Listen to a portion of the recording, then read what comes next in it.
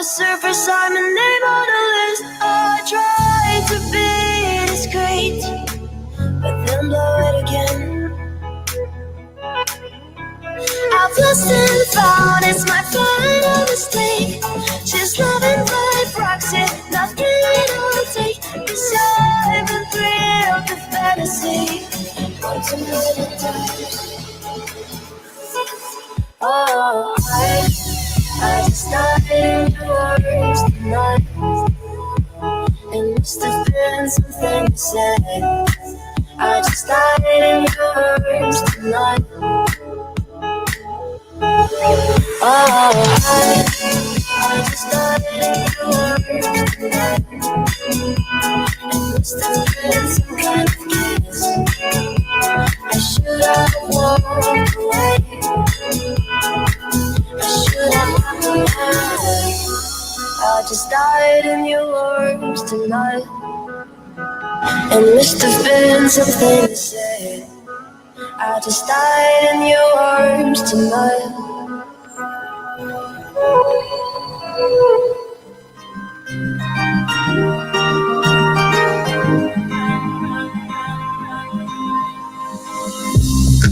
I was waiting, you were waiting, we were waiting for so long. You told me, baby, you told me once, you got me feeling twice as old. I've been waiting for so long, but you took my heart and let it all.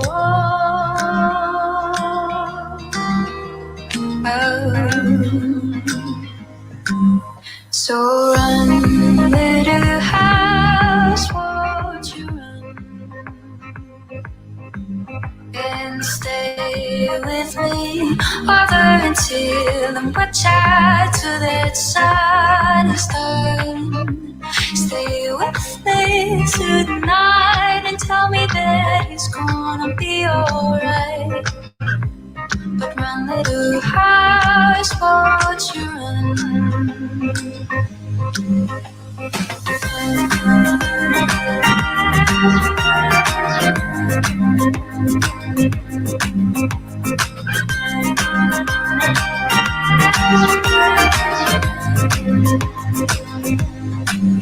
Oh, and tell me that it's gonna, tell me that it's gonna, tell me that it's gonna be alright.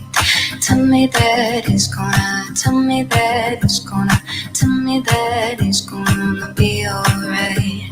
And tell me that it's gonna, tell me that it's gonna, tell me that it's gonna be alright.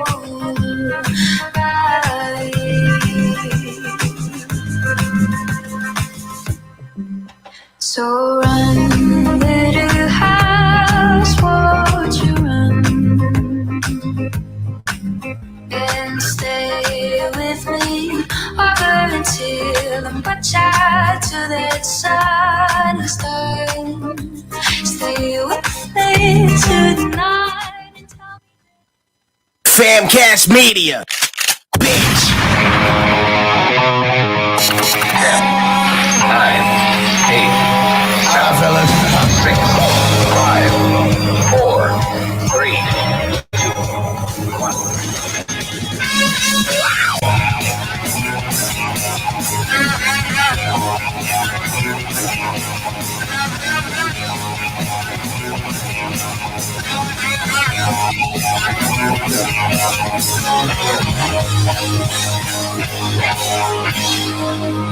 Hit it already! Ow! Welcome to Humpcast, everybody, the show where a couple of buds get buzzed. And guess what? Just like a lot of other weeks, I forgot to hit record. So I'm going to do that one. Nice. Very, very nice. 9, 8, fellas, 6, 5, 4, 3, 2, 1.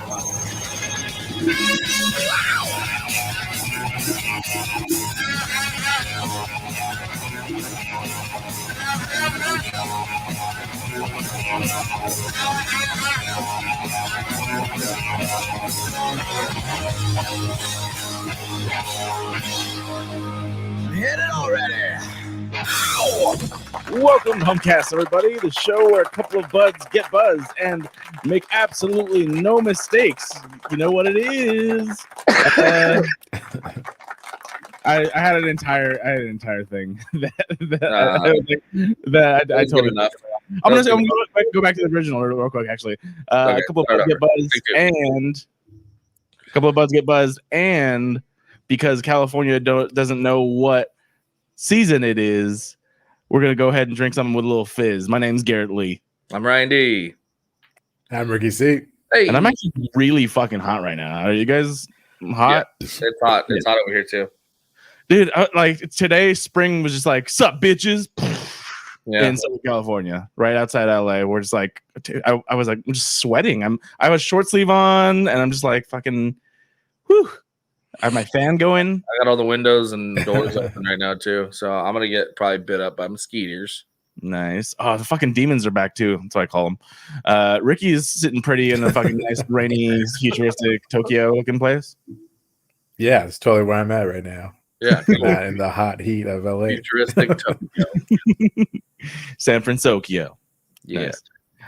Just like that episode, we start off with an alcoholic beverage of some sort. Today is actually no different. We're going to start off with Mr. San Francisco himself, Ricky C. What are you drinking? Oh, yeah. So this is actually something you brought up not too long ago.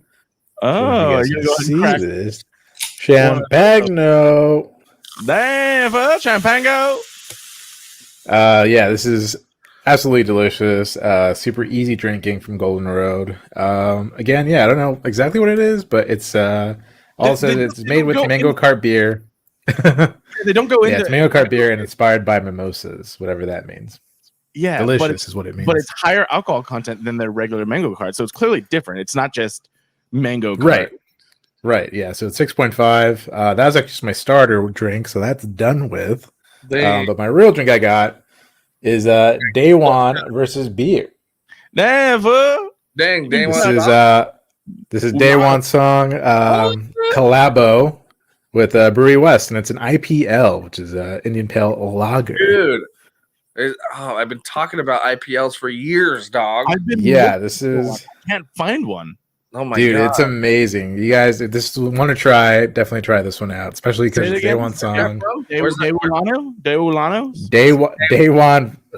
versus beer. Gary, you don't know who Day One song is? I don't. There you go. I thought it actually was a Day Ulanos until you said something else, and I was like, wait, that's not the right word. No, Day One song is a professional skateboarder from Southern California. Legendary skateboarder. He's like the. So him and Rodney Mullen, we used to have these battles that they do. They put out videos. You know who Rodney Mullen is, right? So they're both. I do know, right. So I'm not. Was Day One around like in our age when we were skating? Yeah. So there was these Rodney versus Day One. So Day One versus Rodney, there was like a bunch of these like there was round 2, round 3. And then Day One versus Chris Haslam, which is another freestyle skater. You know, really fucking innovative guys. Day One and Rodney Mullen used to go at it like, you know, with these video parts and shit, you know. But legendary. Yeah, and they also made a legendary beer. Right, so definitely try it out. It's delicious. Yeah, fuck yeah. Where'd you get it? Sorry, I got a burp. Where'd you get it? The last 2 times I got this straight from the brewery and just had it shipped to my house, but I happened to be at Trader Joe's the other day and I found them there. Trader Joe's. I don't even think a Trader Joe's exists out here. Yeah, they might, dude. Check it out. You actually have a guy named Joe that people trade with, though. Yeah. Or something, yeah. So shit them all out, that fool. No, I might have to actually go to like Redlands if I want to find like a Trader Joe's, probably. Okay. Unfortunately, I don't have one very close to my house. The closest one I think is in Pasadena, or Rosemead, or what I don't know. It's on Rosemead, I think. There's not anything close by like that. I have 2 Ralphs, Asian markets, and that's kind of it. You know, 99-cent stores and stuff like that too, I guess. But as far as Trader Joe's go, they ain't around. How? Trader's Joe? Nah. Ryan D, what are you drinking? Oh, my roommate made this like lemon, like instant lemonade that I just mixed with some vodka, and it's actually pretty damn good. Oh, nice. Yeah, I say it made his own like wine or whatever. that's what I'm drinking right now. I'm a Donatello cup. Nice. Nice. I don't, Oh well, it looks cool with the green screen. nice. It does Whoa. perfectly with the color scheme. I don't poo poo on that at all because I think when we were like freshly 21. I remember like my drink of choice, like going to Vegas, was just straight up Tito's vodka and Hawaiian Punch powder. Hawaiian Punch, yeah. No, the powder. It was even worse. Powder into the vodka. That's it. It didn't zero. Oh my god. I was basically like, put the vodka into my veins. I only use the Hawaiian Punch powder, vodka and ice. That was my drink, and I thought you mixed water in that. No wonder why it's so fucking strong. Yeah, no, yeah. Jesus Christ. Ice, Hawaiian Punch powder, and vodka. Why would I add water? I'm just gonna put the powder in the vodka. It makes so much more sense that way. I'm not doing that again. As it is, I don't know. I don't know if it's age or what, but I've been hungover for the past 2 days. From what? What? Just from drinking at home? Yeah. It's a slippery slope, bro.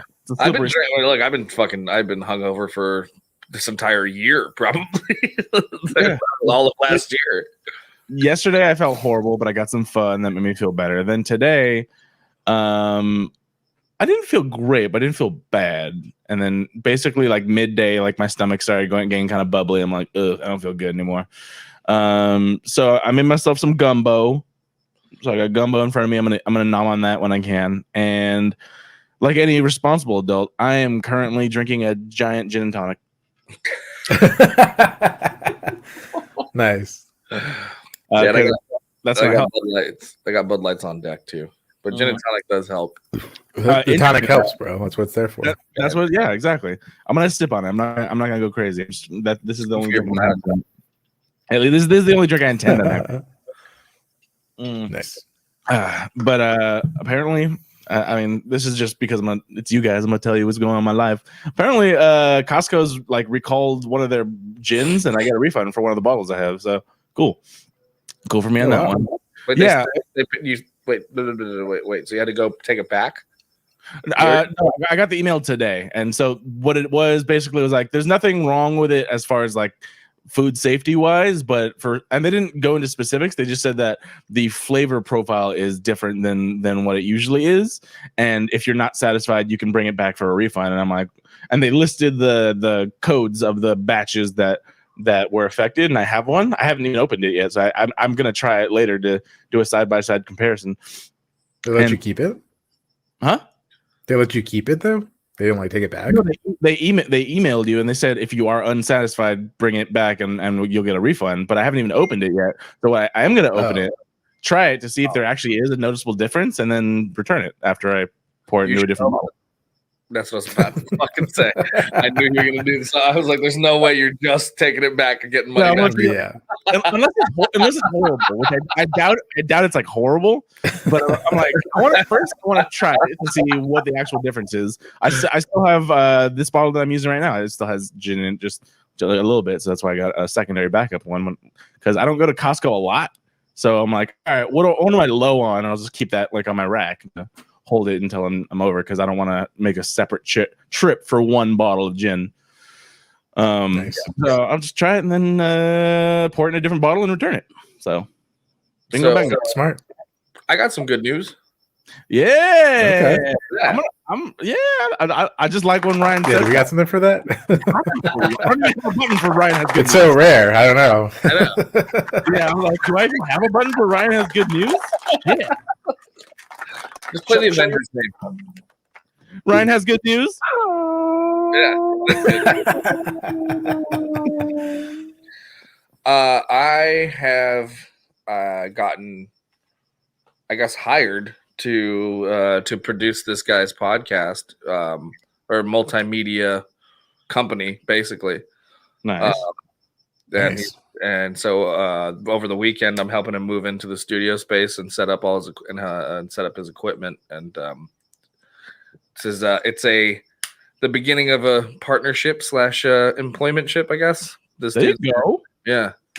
So I'm looking forward to it. This guy's gonna base. I mean, the dude just dropped all this money for studio space and really fucking professional equipment. Shit that I've only heard about. Like shit that I've never even seen in person. You know, like robots and shit. And I'm just like, oh my god, like I can't believe, you know what I mean? But anyway, so I have to go set it. I have to help him set it all up this weekend. But yeah, man. So I'm like looking forward to that. You know, it's awesome, man. Hopefully it'll work out. Yeah.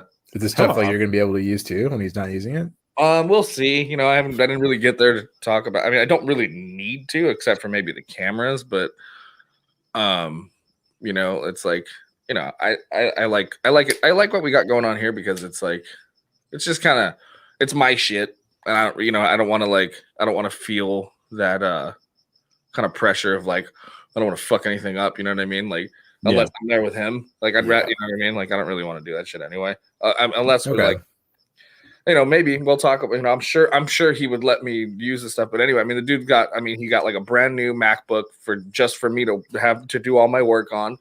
He got like, he got all these 4K Sony cameras plus a switcher with its own fucking monitor and all that stuff. So like, it's fucking wild, man. I have to. Did he buy this stuff because you told him to, or he already was like, no, he already had all the shit. He was looking for a producer. Well, he was looking for a space to do a podcast. So I responded to his ad on Craigslist saying like, hey, I'm looking to like produce people's podcasts. So if you're looking for a spot, like I have this equipment. And then he hits me back up. He goes, you know, congrats on your setup, blah, blah, blah, blah. He's like, but I just dropped all this money on my own gear and I just found a place. And I went, oh shit. Okay. Well, yeah, no worries. And then he goes, but I'm looking for a producer. He's like, I'm looking for somebody to, and he goes, you know, obviously, you know, I'll pay you for your time and blah, blah, blah. And he's like, he's just like, I don't know anything about video production, multimedia, anything like that. He's like, so I need somebody to just like do all this stuff for me. And I was like, yeah, totally. Wow. If you're going to be paying me for it, like, absolutely. I'm just interested. I wonder why he got, or how he got all this stuff. Like, you just look up a top list. He basically ordered all the shit that Joe Rogan has. That's basically what he did. Wow. Okay. I swear. Yeah. Yeah. Damn. Also, we're gonna be doing it in a mobile fucking studio. It's in a van. It's in a van. We're just gonna. Interesting. So is he like this? Is the space close by to you? It's in Ontario. I don't know the distance between you and Ontario. It's about the same for you. Or actually less. It's like halfway. It's like a 30-minute drive for me. Oh, okay. That's not bad at all. Yeah. Yeah, nice, my cousin lives over there. She makes that drive all the time because she works over here. Yeah, but but the dude has to come up this way anyway because he's in Marietta. So I might just end up getting a ride from him because he's picking me up this weekend to go over there. Oh, cool! All right, nice. Yeah, well, dude, I'm very happy for you. I don't get to say that a lot, and I believe me, I want to. I mean, I'm really excited to. I mean, the dude was like, I you know, I've yet to see exactly what the content's going to be, but basically he's just one of those like kind of government secrets, you know, conspiracy theory type dudes. Okay, so, I was just like, it's going to be the worst content ever. You're just gonna be like, oh God, what did I sign up for? No. Yeah. And if it wasn't something that I really like thought I could get on board with, like I would have said no, you know? Yeah. And plus, I mean, actually I probably wouldn't have, depending on you know, if I was really agreeing with you just for your benefit, but I knew that was the answer. But it all depends, man. Get my name off of it.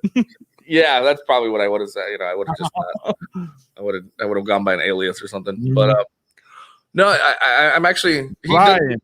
The crest. He didn't you know, he didn't seem like a psycho. He just was like he's like, this is what I've been doing. This is, and he has like a company and a website and like blog posts and all this stuff that he already did an audio version of it. He called it like a season. He hasn't done any more episodes. He called it like his first season, right? He's like, so, and he said he got so much positive feedback, and he has celebrity guests that are waiting for him to go to go video that he can have on. So nice. You know, we'll see. But I mean, the guy seems like the real deal, man. The fucking, I mean, it was like, I went over to his pad and just checked out all the gear, and I was like, holy shit. So, I'm gonna rob you blind. no. You would never do that. I get it. Oh. I'm just gonna take this to the studio. Yeah. I know. I'm like, please, please don't say that, because then he's gonna come watch this podcast and be like, fuck. Dude, okay, Ryan would never ever do that. But real quick, Ryan, just in the private chat, shoot me the address. Oh no, but that's it was cool, man, because we were just chatting. I was just telling him like, hey, like, because he's just like, I have no idea. He's like, so whatever you think, and he's like, and however much time it takes, whatever, I'll compensate you. And I'm like, all right, fuck, okay, cool, man. So nice, man. Fuck it. If again, like it just kind of was a perfect opportunity, because I was just like, well, I just told him, I was like, I was just looking for something to do. Because even if I went and started working part-time again, I'm like, I was going to need like a side hustle or something to make ends meet. I'm like, because I'm not going to be able to do it just on like a regular paycheck, so I was like, I know I have these skills, and I know certain things. I'm like, I've never worked with this equipment before, so there's going to be a learning curve. I'm like, but there's no doubt I can't figure it out. Yeah, absolutely. And obviously, you know that you can just fucking Google shit. Like, how do you do this on a blank, blank, blank? Yeah, exactly. That's what I told him too. I was like, so I'll probably be Googling a lot. And he goes, oh, you're gonna have a field day with this. He's like, I already get it. Doesn't matter. And I'm like, all right, man. Like, and ass. Yeah. So then he was talking about how he wanted to shoot things and do video. He's gonna have like a full blown studio for like video production, podcasting, all this stuff. So is he like acting at all, or like no, it's just this brand. It's this brand that he's trying to do take off. He's trying to get to take off, which is basically about like, well, I just told him, I was like, I was just looking for. Sorry. I clicked on the link and I was like, it actually fits seamlessly with what you're saying. I didn't know it was playing for a second. Yeah, I was like, your mouth isn't moving. All right. Telepathy. Why did I say it that way? But anyway, what was I saying? What the fuck did you ask me? No. He doesn't. I guess he wants. Yeah. Sorry. For some reason, I clicked on a different. Like, I just went. What are you doing? Can you stop away from the page? Facebook does it now, where if you leave the page, it'll start playing again, but in the bottom right hand corner as like a mini player. I was like, I didn't tell you to start playing again, dude. It infuriates me. Like, whoever's running the branch of like video for Facebook is fucking up, because it does so much stuff that I don't like that it does. Yeah. But yeah, sorry. Keep going. Anyway, I apologize. He's trying to get this brand off to get kind of to take off, which is basically like this this message board group that and clothing line about basically about. But he's like a shroom guy, he's like a Joe Rogan type dude, about like and so he wants to talk about aliens and conspiracies and shit like that, and I'm just like, all right, I'm a shroom guy. Get it? Like, I like mushrooms. Yeah, and he's like, yeah, he's like, and I want to do this thing where like we have, he's like, I'd love to just like microdose and like kind of sit around and have like brainstorming ideas and blah blah blah and do all these different supplements and shit where we can kind of like, open our third eye and start chatting and shit. I'm like, fucking yes, yeah. Side note, sounds awesome. Side note, for legal reasons, I'm gonna actually word this differently. I did not find out that my ex-coworker apparently does not grow them and does not charge a really good price. There you go. So that's interesting. All right. For anyone that is not good to not know. Doesn't want that's some unuseful information. Well, for you, because you're there. What? I thought we. Oh wait, no. I was opposite right here. Fuck, man, what was going on? Jesus, I was playing another game. God damn it! Yes. Fuck, okay. Where are you even here with us right now? No, no, I'm not. I'm clearly talking to a lion turtle. That's what my background is. All right, proceed. That's it. That's it. So I'm meeting with him this weekend, and apparently there's gonna be a bachelor party going on in my house on Saturday, which I'm excited for. I want to say at this Nice. point, Ryan D has just gotten everything that he can as far as immunities go for COVID. He's just like, fuck it. I hope so for his sake. God damn. Yeah, good for you though. I mean, just live your life, bro. I'm not gonna tell you otherwise because I haven't. Oh, and I did stand up at like a speakeasy on. Oh, that's right. That's actually something I did want to talk to you about because I saw that you post a thing. How did that go? So you this is your first live show back. Yeah. How did that work? You guys would have hated it. Probably. I wouldn't have gone.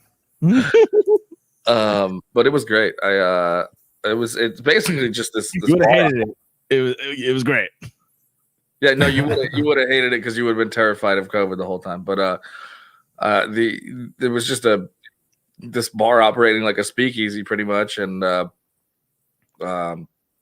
this guy hit me up. I mean, for what it's worth, I guess, or whatever. I just by all the groundwork that I did prior to all this shit, like people are still talking about me. So my name got floated around a lot, and then they finally hit me up to do a set. So, and I was like kind of iffy about it, but I just said fuck it, yeah, I'll do it. And then so I did a 10-minute set, and I was like really fucking scared. Like I was nervous, man. I haven't been on stage in like a year. So, but man, once I got up there, I started strong, and then it was like, all right, I'm back. Like this feels good, so yeah. I mean, I did a solid set, walked off, and it was like, God, it just fucking felt so good to be around comics again and be around comedy and be around a comedy show. Like fuck it, it was like, God. I mean, I still feel great. I'm still riding the wave about it. It fucking felt amazing. Nice. It's funny that you say that because I mean we have many mutual comic friends. One of the stories today that I'm not bringing this as a story, but one of the news stories in the world is that Texas is about to open up 100%. Not to anyone, like everyone's like that's a bad idea, but they're doing it. And that's why all these comics moved to Texas. I was about to say that. Yeah. I was like, one of my friends posted about that, and like they used the GIF. I mean, I'm sure you don't remember the exact scene. But Pee Wee Herman in Pee Wee's Big Adventure he's hitchhiking. He has the Texas sign, and the guy was just like all California open micers. Absolutely. They're just like, Texas. And you know what my response to that is? Get the fuck out. Go ahead. Get the fuck out of my town. Get out. Oh my God, right? I'm the same way. I'm like, leave, dog. If you want to go, fucking go. Get out. Leave me some fucking open mics. Leave me some fucking stage. Anybody. I haven't seen any person I know, and including friends that I know that live in Texas. It was like I haven't seen anyone say this is great. No one says that. No one said that. Then they tried to do this, and they all get hit with a fucking storm and a blackout. Yeah. Yeah. So that didn't kill you? All right. Well, let's see if Kobe can do it. Yeah. How about all the bad things? Does everything go into Texas? Yeah, our guys in Houston, Colt 45 podcast. Shout out Colt 45. I wish I had a stand drop for them. Shout out. I was talking to Brandon earlier today on the phone, and he got hit pretty hard, but I guess they're doing all right. And he told me that Comic Palooza's happening. They're going full force. Like they're just. Are you kidding me? No. Wow. And it doesn't surprise me, I guess. Texas and California somehow in this specific thing are a polar opposites because one of the stories that I brought up was that San Diego Comic-Con is not going full force. I know. Going to be virtual like last year. Palooza is. So he was saying that because he's been an exhibitor that like they were hitting him up, and he was just like, no. Yeah. Hell no. Yeah. So that's fucking crazy. I'm very disappointed in myself in what I have as sound drops as far as lacking them right now. I mean, it's been a while since I did this. It's been a while. Yeah, I'm gonna start making some new sound drops. But yeah, no, dude, fuck that. And I'm very glad that we have smart friends around the globe here. I mean, granted, like, obviously we're not on the same page completely on what I'm doing and whatnot, but like, well, no, everyone's different. Like a small bar show compared to hundreds of thousands of people in a fucking exhibit hall is completely different, you know. Like, agreed. And also, I've like over, of course, since we've been in this for basically a year now, I've kind of analyzed why I believe certain things happen the way it is, and a lot of things, especially in LA, why it got so bad was so many people come here from other places, and so they don't have family here, so they kind of said, "Fuck it, who am I going to hurt?" And because it's not their family, and so that's probably why a lot of people in LA specifically, it's a decent theory. Southern California, are like, I don't give a fuck. Like my grandma's somewhere in Nebraska. Like, you know, I'm gonna go out and live my life. Whereas like us natives, we're just like, no, fucking stay away. Like my family is all here, and 3 of them died already. Fuck off. Yeah, exactly. Yeah, but I mean, makes a lot of sense. I'm saying purge. Fuck them. Get out. I don't know. Go to Texas. Go ahead. I don't know. Fucking.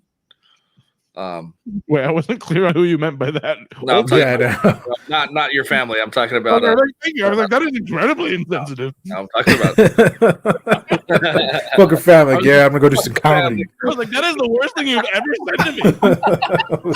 Like, Jesus Christ. My mom is walking around. I was like, what? Fuck it, bro. Yes, purge the open micers that want to go to Texas is what you're saying. Yes. Go. Get out of here. If you look at the playback, both Ricky and I were like, what?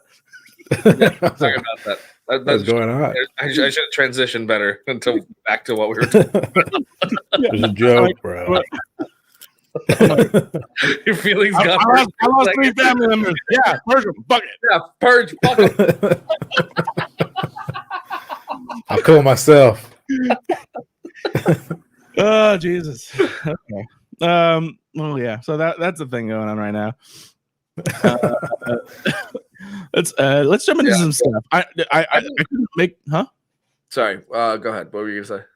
Oh no. Were you keeping going? I was just gonna move on. No, I was gonna say something about what the way I've been operating things over here has been a lot of fun though too. Like, man, I gotta tell you, like these past couple months being so busy doing this shit, doing podcasts and all this other stuff. Well, just podcasts. I mean, I'm doing 3 to 4 podcasts a week. Like it's been making me feel so fucking good about like having something to do when I get up. And now I'm no longer doing live stream.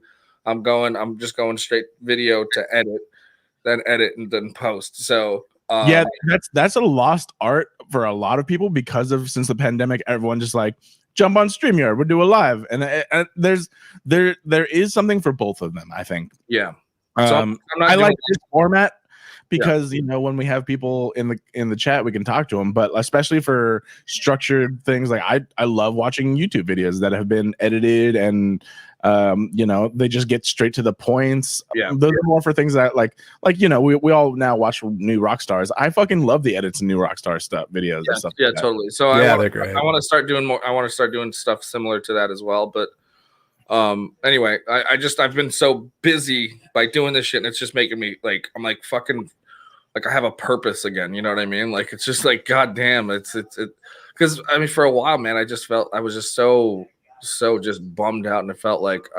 I would literally wake up in the morning and be like, why even get up? Like I got nothing to do today. Like I have no reason to get up, you know? Yeah, I'm sure there's a lot of people, you know. That's been me for so long. Today, for the first time, I woke up early. I took a shower. I got ready because I had a. It's not even exciting. I had a fucking appointment at an orthodontist because I'm getting braces again because my teeth are all fucked up. Yeah. What? But you are? I'm getting Invisalign, huh? Oh, you're gonna Invisalign. Okay. Yeah, I'm not going for metal anymore. That was ridiculous. Yeah, I don't know. I got fucked up. Even my dad did it twice too because he fucked up. But that was before Invisalign even worked. So he had metal braces twice. I remember he was like 40 or something, and I was a kid, and like, you got braces? Yeah. Like I remember that. That's crazy. Oh, this is before we moved over there. So like, okay. I was probably about 7 when that happened. But I just remember him as a, you know, an adult man and with braces. I'm like, that's weird. Yeah, that sounds fucking terrible. Yeah. Can you imagine being 40 years old with braces? I mean, I guess you'd like take more care of it because you're not a kid and like you don't give a fuck, but still, it sounds shitty. Yeah. Like you had braces, Rick, right? Yeah, they suck. They're fucking terrible. My teeth, you can see I saw them. I didn't wear my fucking retainer, so now I got a fucking gap in my teeth. Yeah, it suits you though. That's the whole thing is that my retainers were essentially Invisalign. The problem that I had was that I lost them because they're invisible. You just dropped them on the floor. They're like, fuck. Just gone forever. Did you not? While I was there in the orthodontist, like just waiting, I wasn't even talking to anyone yet. The orthodontist was talking to another patient, and he's like answering questions, and the girl was like, "How often do I have to wear these?" And blah blah blah. He's like, "As much as you can, at least 20 hours a day." He's like, "But if you go out for a few hours, I would recommend not because it's how people fucking lose them." And that's exactly how I lost them because.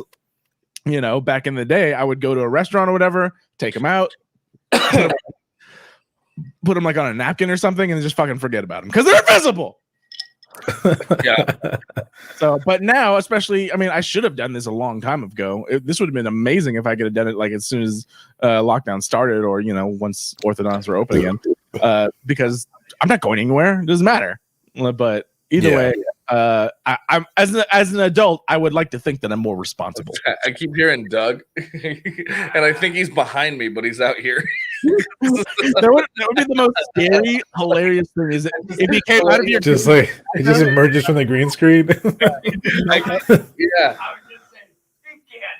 No, I can hear you, but your voice is bouncing off the backdrop, and it keeps sounding like you're right behind me. So. I can fix it. So that's what I did today. But I even told the person helping me, I'm like, this is kind of weird because it's like I can't remember the last time that I woke up early, took a shower, and got ready to leave somewhere.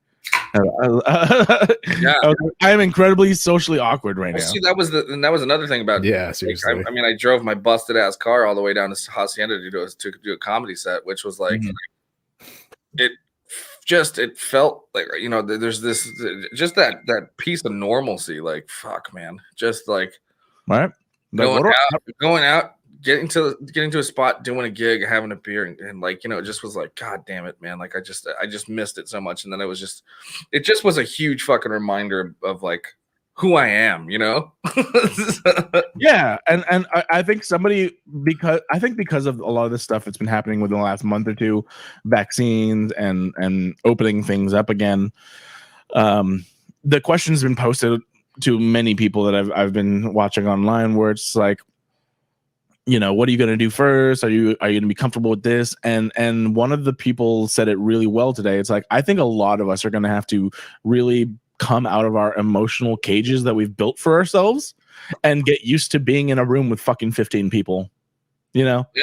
Like, yeah, absolutely. Just I watch, and I know this is a thing that's been a while. I watch movies and shows from like older times, and I'm like, not wearing a mask. I'm like, well, it's because it was a fucking movie from 10 years ago. It was, it's weird. Like just my instincts. And then somebody with a kid was like, it's so weird being a parent right now because, they were out with their kid wearing their masks, obviously. And then I think they're on a walk and they see someone walking towards them. And the kid was like, oh no, person. And he's like, it's weird having a kid that's scared of people now. Yeah, it sucks. It's sad. Yeah. And I don't know. We really need to be able to come out of our emotional cages. I think Ryan will have less of a problem with that. I'm out. I'm already out. I'm not. Ryan's like, I was never in a cage. I don't give a fuck. I'm not playing by you guys' rules anymore. I'm over it. I'm aware of that. I mean, good for you, bro. Good for you. Hopefully, I'll be able to go to my concert someday. Yeah. I feel like they're gonna announce it, and you're just not gonna go. That's not true. If I'm vaccinated, I'm gonna go. When's your concert, or which concert are you talking about? The Strokes. The Strokes. Oh, did they reschedule it yet, or is it, or what? Yeah, it's still on for May, but it's not gonna happen. Oh no, not May. I think the someone for October. The weekend. Hold on, I think Jason knows. Jason.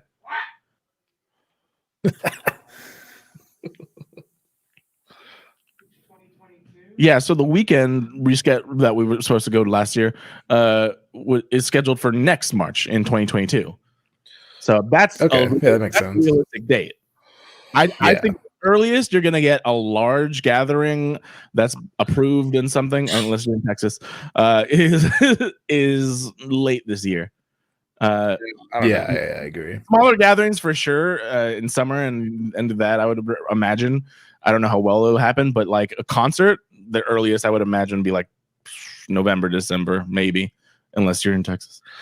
I don't know. No, I'm already upset that I'm having a fucking another birthday without being able to do anything. You know. I agree. I was gonna say, I was like, I technically didn't have a birthday last year, so I'm turning 30 this year. Wow. But same. I mean, same for all of us. Yes, but what sucked for Ryan and myself the most is because our birthdays happened in the exact beginning of it, and so everyone's like, it'll blow over in like a month or two. Oh yeah. Sure. It was like it happened a week. I had plans for my birthday, and the week of my birthday, everything locked down.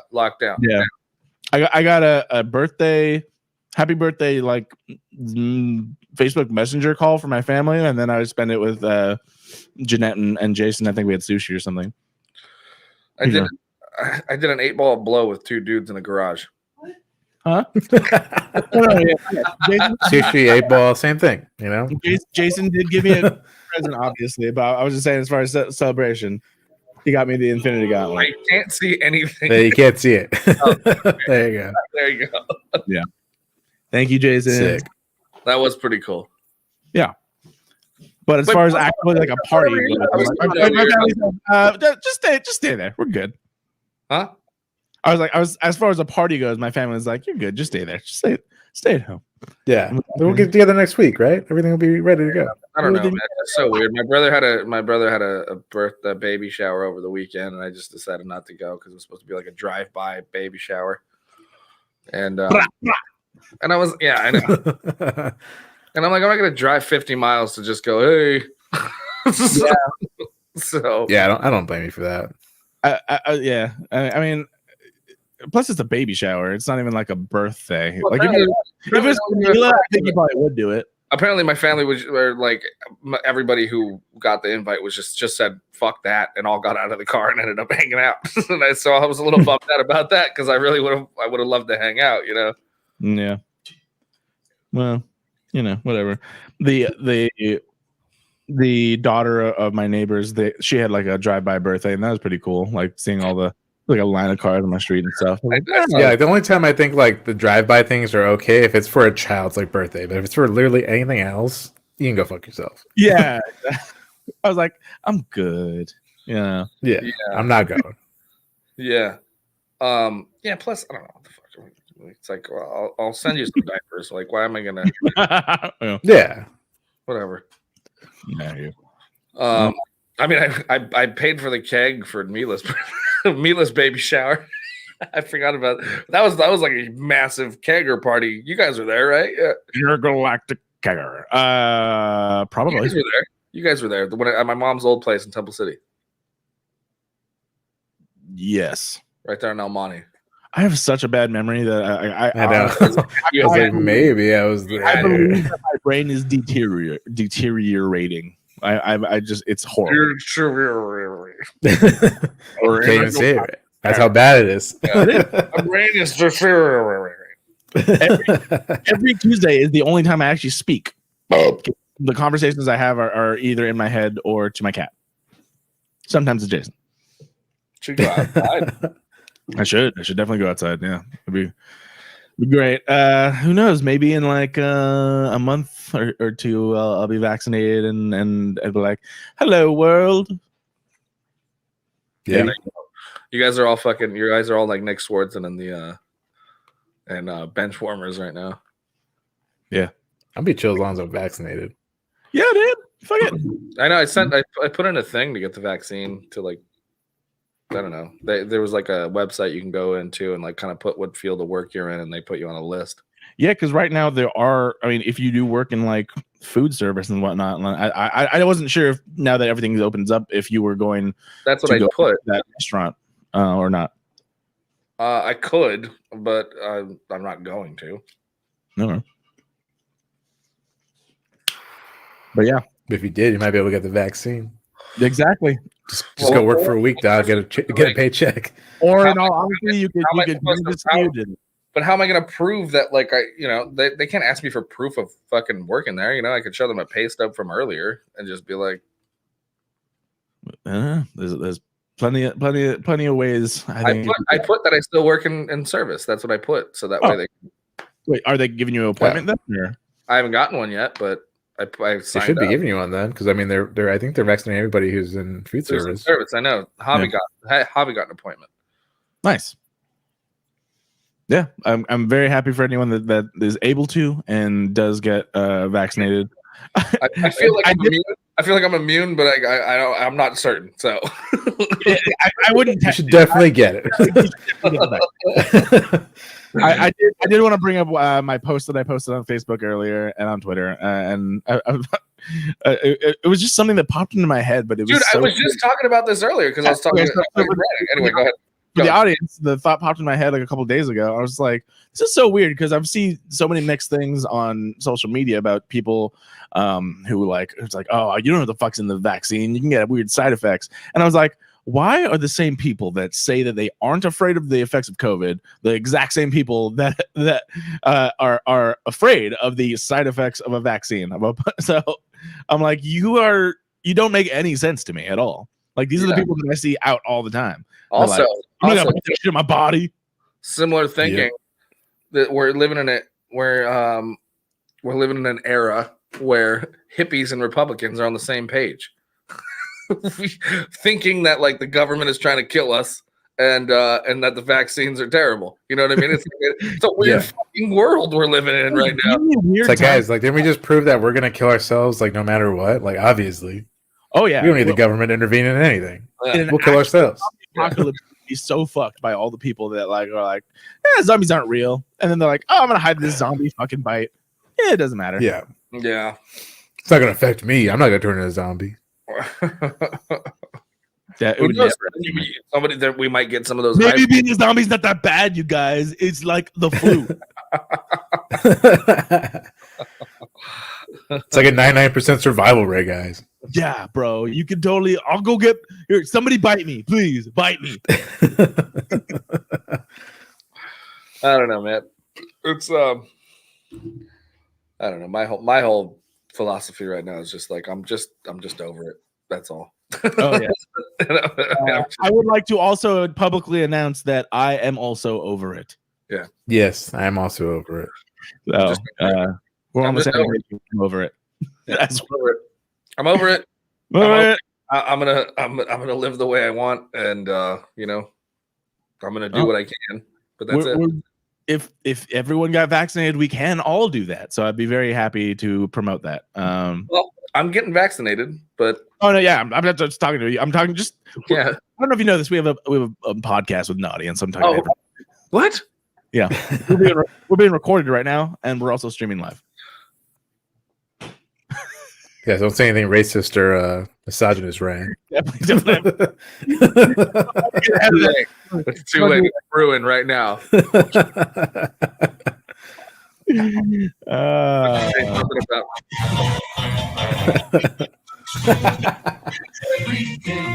Ryan D. It is by far the best thing I've ever created. Last week we didn't talk about it. We got to talk about it again. Oh, so again for everyone. I don't have anything to do tonight. So yeah, we'll get into WandaVision spoilers at the end of the show. So that if you haven't seen, I know. I had to split early last week. So yeah, it's all good. Not early. We were already over 2 hours last week. So yeah. Before we were done, but I understand what you're talking about. Yeah. You got things to do. Good for you. I had company. I saw. I had a party. I was like, who are all these people? There's a baby behind you. Yeah. All right. We'll talk about that. We'll talk about that off here. I don't. Oh God. Like how you said that. All right, we're good. Moving forward, you guys. I'm just. I ate the baby. I don't know why I said it. I don't know why you said it like that. Yeah, I don't know. It sounded horrible. I don't know why I said it. Also, there's that whole Woody Allen documentary thing that people are talking about. So that my mind is not a good okay. thing. Hold on. Okay, so I like to do this before we get into anything, right? I like to talk about what we're watching, right? Yeah. Can we do that right now? Yeah, of course. Okay. Yeah. So, I put on that Cecil Hotel document, like Yeah, Cecil. Cecil. Yeah, sorry, Cecil, whatever. I know I said it twice, thinking I was saying it wrong. But I literally like I put it on and then I have to turn it off because it's so fucking weird. And I every night that I watch an episode, I have fucking nightmares. Oh shit. And so and I don't like what is it about? I've heard of it, but I don't know what it is. So the Cecil Hotel, like it's got this dark history. I mean, it's like where Richard Ramirez would like hang out at, like after he would kill somebody, and then it became like a flop house for like, you know, homeless people who could have, you know, just cheap rates. Then it became like a fucking prostitution ring. Like there was all kinds of people coming in and fucking. So it's like Hollywood's oldest hotel, like so far. It used to be a pretty prestigious hotel, like back in the when they were founding LA. It's right there. It's right there around the corner from Skid Row, but it's on Broadway, I think, right? So yeah, I think it's on the edge of Broadway, and it's on I forgot what the other street is. Yeah, so it just so happened that it kind of got engulfed in this culture of bad things, you know. But yeah, well, I mean, like from the beginning, it was like 3 months into it opening in the 20s, there was already its first death in it. And then since then, there's just been like all these crazy deaths and there's been like hundreds of deaths, murders, overdoses. But the weirdest one is this poisonings. The weirdest one is this fucking one of the girl from Canada, Elisa Lam. She was just this college student who decided to travel to LA on her own, and the Cecil Hotel is known for having like cheap rates for tourists and stuff, and so she stayed there on a budget, and then there's like. Then she went missing, and no one can find her for weeks. And then they found her body in the fucking water tank on the roof of the fucking building. You remember that? Yeah, I remember that. Yeah. You suddenly found out because they were like people who were staying at the hotel were like, this water is like, you know, it tastes weird and it's coming out brown. Yes. And that's horrifying when you find that out. Yes, and that's fucking disgusting. Here's the craziest thing though. There's a movie called Dark Water. That is the premise of the movie, and that came out in like 2003. That's right. The premise of the movie was that this guy was murdering people and putting them in the fucking tank, and so the hotel had they were like trying to solve murders, and the hotel had black water coming out of the fucking. It's so disgusting. This is why also crazy sad. I do not watch these fucking documentaries. I don't. Anyway, so I've been watching it. Yeah. Okay. Nope. I know, and so like everyone was telling me you need to watch the fucking Night Stalker documentary, and I was like, I think I'm okay, and then like, but then I was like, but I remember following this case of Elisa Lam pretty closely when it was happening because it was like 2013, 12 or something. Mm-hmm. Yeah, I think it was around there. And I remember following it pretty closely, and 2013, yeah. So it was like. So I'd work at the office, so I'd go in every morning and read the updates on it, you know, and and so that's why I was like, I wanted to, you know, kind of check this out. And it says the Cecil Hotel is Cecil, is it whatever the fuck Cecil. It was the premise. It was the inspiration for the American Horror Story hotel season. Yeah, that's right. So. Yeah, anyway, there was just all this history, and I remember reading all this stuff about it. So that's why I was kind of interested in watching it because I thought maybe, all it did was just creep me out even more. It just so I've been watching this, and I watched 2 episodes in one night, and then you know how like you fall asleep with the TV on, Like I fell asleep watching it, and I was waking up on just some real fucked up parts, and then I couldn't go back to sleep because I was all creeped out. So I put on like cartoons to like fucking just ease myself and go back to sleep, man, because I was all anxious and like I even closed my window. Like fuck, man, I felt so creeped out. It's like, oh, my mom has joined the chat. She wants to let us know that Richard Ramirez was there to Hotel 2. We know that. Yeah, there's another serial killer that say they my mom, who is a known old friend of Richard Ramirez, confidant. Yeah, confidant, if you will. So yeah, it's great. It's very compelling, and you know, you hear from the poor Mexican fucking landscaper and shit, maintenance guy, and then and also a manager who managed the hotel for like 10 years, who just really wanted to like turn the place around and just kind of became a victim of all the fucked up things that were happening. Yeah, shit. Yeah. I think they're like finally gonna like close it down and demolish it. Are they finally going to? I don't have doc, but. Yeah, which is, I mean, it's kind of unfortunate because it is like, I mean, it's so old that just because of the old architecture, it's like a beautiful building, but it's a landmark, and it actually has, it's actually like, that's what they were talking about. They're talking about the way it was built. It could stand for years, forever. Yeah, exactly. I mean, it has been for so long. And like they're going to demolish it, and then it'll immediately sink into the ground, which will become a hellmouth. And then yeah, that's how they open the portal to hell, actually. Demons will start. What about you guys? Demons and zombies will roam the earth, and then Republicans will deny that that's happening. Yeah, that's how it all begins. That's how. But on top of that, I watched The Dead Don't Die. Have you guys seen that one? No, I've heard of it. I haven't seen it. I don't watch documentaries. I don't like to delve into horror unless I'm with people. It's like a zombie horror. It's like a zombie horror / comedy. It's like a drama. Comedies I will, because like what was that? We just got a trailer for Zack Snyder's Army of the Dead for Netflix, and that looks like fun, I guess. And obviously stuff like Zombieland and Shaun of the Dead. Yeah, it's not like that, but it's Adam Driver and Bill Murray play like two cops in the middle of like. Oh yeah. I think I brought that trailer onto the show at some point. Yeah. I didn't watch it though, because like I watched it. And there you have Selena Gomez. Yeah, Selena Gomez is in it too. Yeah. It's a huge cast. Fucking Tom Waits. There's so many people in that movie. Nice. Yeah, I do gotta check that out. Where's it on right now? It's on Prime. How was it? Did you like it? I really enjoyed it. I don't know if Garrett will like it, but it's very meta. It's like kind of self-aware. Oh yeah, there's dogs here now. Ryan's house is always changing. He's like, oh, there's dogs here now. Well, you know what they call it? You know what they call our house over here? What? The frat house. They call it the frat house. Frat house, trap house.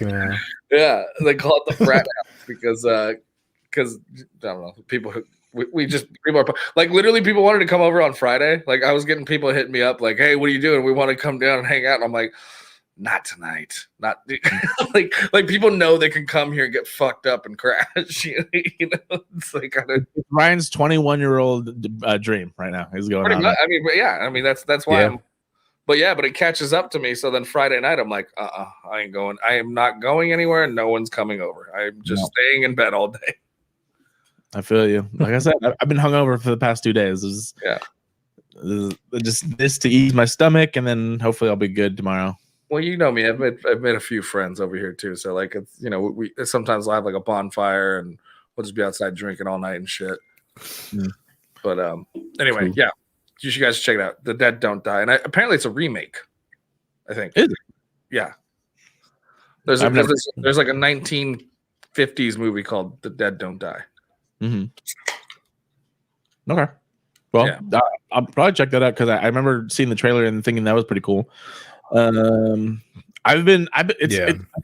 feel like I'm overwhelmed with options right now because now I do have Amazon Prime, Netflix, Disney Plus, Hulu, fucking HBO Max, and I'm just like, what do I watch next? currently watching like 3 different things. Also, there's still network stuff. Like, did you? I mean, you probably didn't, but Superman and Lois premiered last week, and I actually think it's really good. So I'm gonna start watching that now. And the CW Yeah, show. I heard good things about it. Yeah, that and The Flash is back today. So I'm gonna be on that again. I've been catching up on what was it called? Into the Badlands, because after Cobra Kai ended, which didn't end, just the last season ended. You finally finished it? Yeah, fucking crazy, bro. And then they start production already on the next season. What did you think about that last episode? That fight? Yeah. I'm not gonna say who, but I wanted him to kick his head through the glass at the end, but he didn't. Yeah. I was like, do it. Yeah. But yeah, pretty cool. And then I saw. I thought it was better than the high school one. The house one is what you're talking about? Yeah. Yes, I would have to watch them kind of side by side, but one of the things while watching that, I was like, this is amazingly choreographed. Oh yeah, but that's the thing. It's the choreography of the fucking the DP and the cast and the stunt people, like all together. It's like this whole fucking dance. It's crazy. And I like it because it made more sense too. What was I telling you about the high school? It's like there's no teachers, and it's like one teacher was like, "I'm not doing that. They're doing karate. Fuck this. I'm not breaking this up." Free karate riot. Yeah, karate riot, which was like the best term. Yeah. Don't go to the Valley, kids, because there could be a karate riot breaking out. Right. But yeah, no, I love that. And then I used to watch Into the Badlands, but I stopped, so it's on Netflix. I'm currently watching that again. Has anybody gotten back into The Walking Dead? Because I think I'm only a season behind. I'm not far, but I kind of don't care right now. There might be something that will make me care at some point, but currently, aren't they supposed to be wrapping it up? Wasn't there supposed to be a movie? What's going on? The movie is still going on. The show is still going on. They apparently have like more than one spin-off already. There's Fear the Walking Dead, and I think another one coming out. Well, Fear is great. Have you guys watched Fear at all? I only watched bits of the first season. First season I thought was awesome. Me too. I watched the second season too. I think I got overwhelmed. I honestly don't remember why I stopped. I may have gone away. Maybe that was what it was. Maybe something else. I don't remember. Timelines are all. It's just I don't know. I think maybe we just kind of got a little like overload of Walking Dead. Dude, there was a time where it's like everything's a zombie thing. I'm burnt out now. Even though I liked Walking Dead. We love The Walking Dead. I mean, we all love The Walking Dead, right? I mean, like, man, that was our shit. Remember, it was like that. And remember when Dexter was huge and we were watching Dexter? We were watching the final season of Dexter. Now bringing everything back, Dexter's getting another, season that apparently. What? Oh, you didn't hear this? No, I thought they were gonna do like a reboot of it or something. No, this is a continuation. Apparently, it's supposed to be like what Dexter's been up to in the past like 3 years or something. Yeah. A ton of stuff I'm watching. I also started watching Titans. Not a big fan. I'm like the last episode. I'm just like the dialogue. Whoever wrote the dialogue, I want to punch in the face. If you can't write, huh? Fuck Batman. Fuck Batman. No, they did This is one thing that I saw it and I almost punched my computer. There was it me? Okay, there's 2 times where I almost punched. It was somebody just played an innocent joke prank, whatever, on somebody, and they did the classic line that I never want to hear anyone say ever again. They said, "You should have seen your face," and I was like, "Are you fucking kidding me?" This is the laziest writing, and maybe it was the delivery as well, but. It was a very much like you should have seen your. Who's ever said that in real life? By the way, I don't know, and that's why I'm like that. I mean, I've said this. I've been like if I did something to you and I look at Rick and go, "Did you see his face?"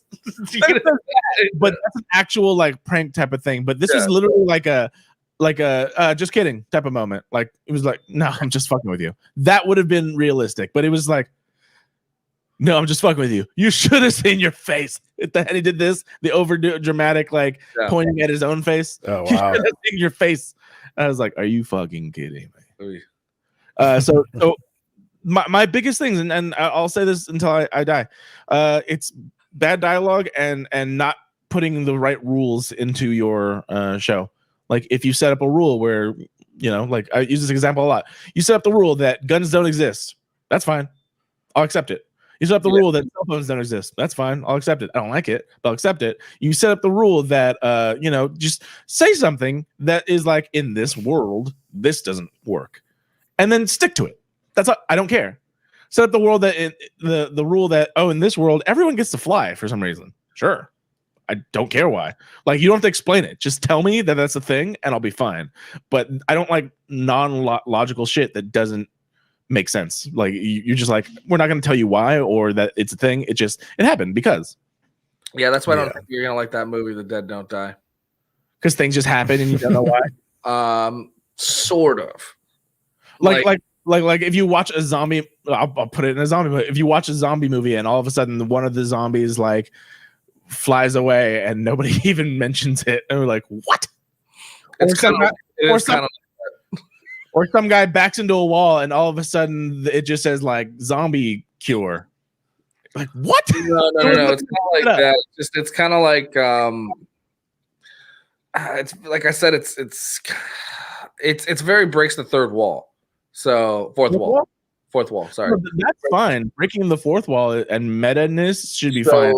That's why it makes less sense, because it breaks the fourth wall. It kind of puts you in.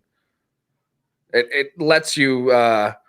It lets you be the writer of the movie at some point. You know what I mean? It's kind of like I'll say this. I rewatched the first two Austin Powers movies over the weekend, and I love them. And I rewatched them. I was like, I still love them. There was literally a point, and this is when they start introducing time travel. Like, have a good day. In time travel, where Austin Powers just does this. He's like, wait, but if I do this and I go back in time, he's like, oh no, I've gone blank. Cross-eyed. And that position's like, it's best not to worry about that. And they both look at the camera and they say, that goes for you too. And that's fine. Yeah. Like, I don't care about the rules of time travel if you tell me don't care about the rules of time travel. Yeah. But just don't expect me to be like, okay. Like, I'm not going for a ride and then you just fucking make a sharp right off a cliff and then we land on a fucking cloud and be like, not asking questions. Yeah.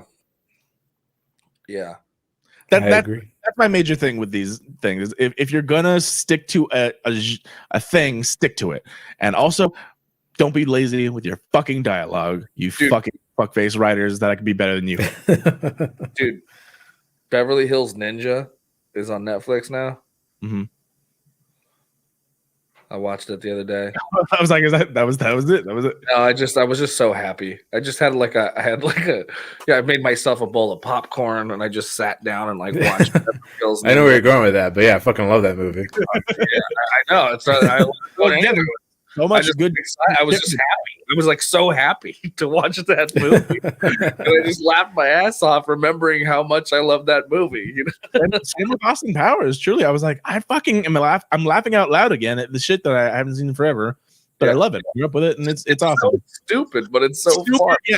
I was like, Super would be canceled now. Like, it would not. But jokes about like the entirety of. Right. But why though? Like, number 2 are all fat jokes and midget jokes. Yeah. Because Mini Me and Fat Bastard. But they're fun. Yeah. Yeah, they're fun, but if we're made now. Like, I could just imagine. Like, people are fucking trying to cancel Eminem right now because of his lyrics. Yeah, because of like what? Because of his newer lyrics. Like, you guys haven't heard Kim? Yeah, by all means. God, please go back and then check that out. Oh my God. Yeah. So even the shit on his, what is it? The not the Mark, the one before that, the Slim Shady LP. That one's really bad. Brain Damage is a fucking terrible song. I remember when we were younger, Jason had a CD of Eminem, and my dad was driving us, and Jason put it on, and immediately my dad was like, "What the hell is this? You're never allowed to listen to this around me ever." Nice. I've never been a fan of Eminem because I had never got like why he was. I mean, like, sure he's a good rapper, but like every time I heard him, it's like this is just like the shit he's saying is fucking terrible. Oh no, I don't like this at all. I loved it. I loved it. If let's just say he wasn't even speaking words, like I felt it. Like I was like, I'm vibing with this. I don't know why. I can't relate to this at all, but I vibe with it. What does he say? He goes, "Don't worry, calm down, bitch. I'm not going to shoot you. I'm going to pull you to this bullet and put it through you." No. I honestly, I don't know. And he's talking about beating up his mom's friends and killing them. You know? Yeah. No, like if you actually examine that, like this is not healthy at all. This is not good. Why did I like this? I'm like, this is nice. Whatever. You know, I don't know. It's the same shit that like what they, you know, like Marilyn Manson. Remember they tried to blame Marilyn Manson for like a murder that happened. It was all around the same time. It's like just they tried to blame it from like Columbine, didn't they? Oh, they tried to blame him for Columbine. Yeah, that's right. That's right. Yeah, but yeah, whatever. It's just raise your fucking kids, right? You know, just how about that? Yeah. How about pay attention? You know, like, and that's the whole thing is, and that's not changed at all. Is the lack of accountability for people who are in charge of other people. Back in the day, they blame everything on, you know, video games and music, and like they're changing our kids. You're like, you're just not paying attention to your kids. And now, now they're just trying to blame everybody else who makes it, so that way they don't have to, and blocking it from everybody. You know, they're trying to just fucking censor everything, so that way you just don't even see or hear it anymore. And I saw this meme earlier this week that I was like, very applicable. Let me see if I can just pull it up real quick, but it was literally like parents getting angry that they where did I put it? It was so good. Well, find it. I gotta piss. Bud Lights again. So many piss breaks. Nice. Did we get into what you were drinking? I don't even remember him saying he was drinking Bud Lights.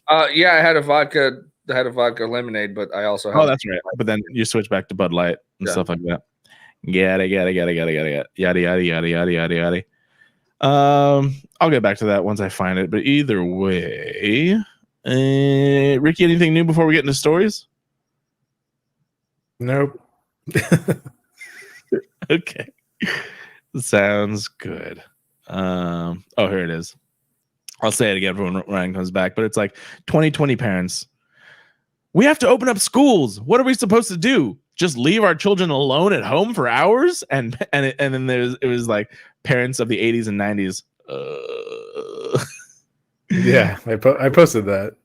Oh, did you? Yeah, I was like, yeah, on my Instagram. I mean, I honestly don't blame my parents because obviously they were working, but I think like when we were really, so are mine. They were working until like 5 or 6, so like there was a time between school and that. I was like, it was just me and my sister at home. It's like not supposed to happen, but it happened. Yeah, I mean, like even then, like at the time, like we didn't know like that wasn't supposed to happen. Like we just fucking care of ourselves, and it was fine. Stay home and don't open the fucking door. Yeah, don't answer the door. You're good. I remember the scariest time was one of the kids' dads came over because he said that I hit him, and he was like pounding on the door, and I was like, "What am I supposed to fucking do?" And then you knew I was there. And then the school called, and like on the voicemail, it's like, Garrett, you need to come over here. And I was like, no, I'm not gonna do that. I'm home. They can't save me. One time, I was like, what do I do? One time, I found the meme. I don't know if you heard what I said, but it was It was 2020 parents. We have to open the schools. What are we supposed to do? Just leave our children alone at home for hours? And then it's that, you know, that little monkey puppet where it's like parents of 80s and 90s kids. yeah. But I was like, shit. I was like, I'm trying to think. I'm like, I'm pretty sure I was alone a majority of my childhood. Well, both at least not with parental supervision. I'll with that. Yeah. Both of you guys' parents worked. So yeah. But my mom was home all the time. So yeah, and this was actually, I mean, before I even met you too. Like I met you in the end or middle of 6th grade or whatever. Yeah. So my entire younger years, like I was pretty much left alone or with my grandma if I lived here or whatever. I really wish. But as a teenager, we technically were alone, but we were alone together. Yeah. Yeah. Yeah, well, that's why we always hung out at your house. That's why we always hung out at your house until your dad got home. Yeah. I remember just hanging out at my house, scaring Ricky with like those fun little mazes or finding Waldo. Oh yeah, the Waldo maze. That was Fuck, that's right. Fuck that thing, man. One did a 360, no, a fucking 180. And then ran. Scooby-Doo moment. Oh, that was so. Yeah, you Scooby-Dooed it. You did. You fucking Scooby-Dooed.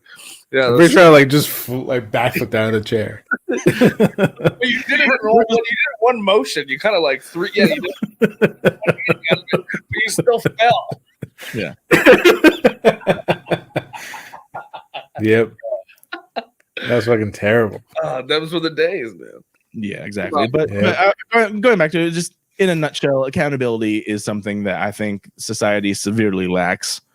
Yes, you can say, things actually happen to your kids or whatever, but if it's just like the video games, shake your fist, or the music, shake your fist, or whatever.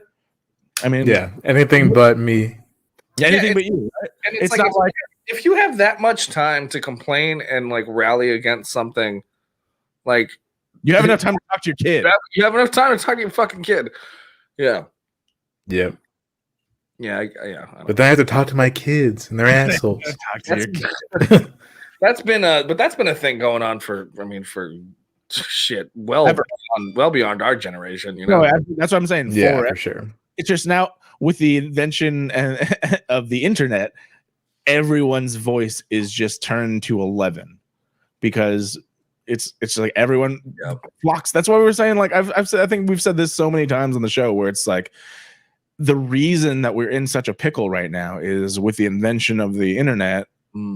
You get so much more information, but the problem is you also get so much more misinformation, and you also get to group together with like-minded individuals, whether they be right, wrong, or harmful or not harmful or what have you.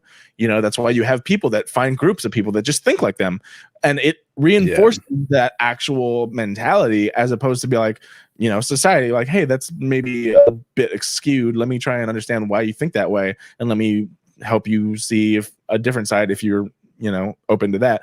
That's not how this works anymore. It's what, I have a certain belief, and then I go on Facebook, look, there's a group of 10,000 people that also have this belief. I'm in the right. This is how it works.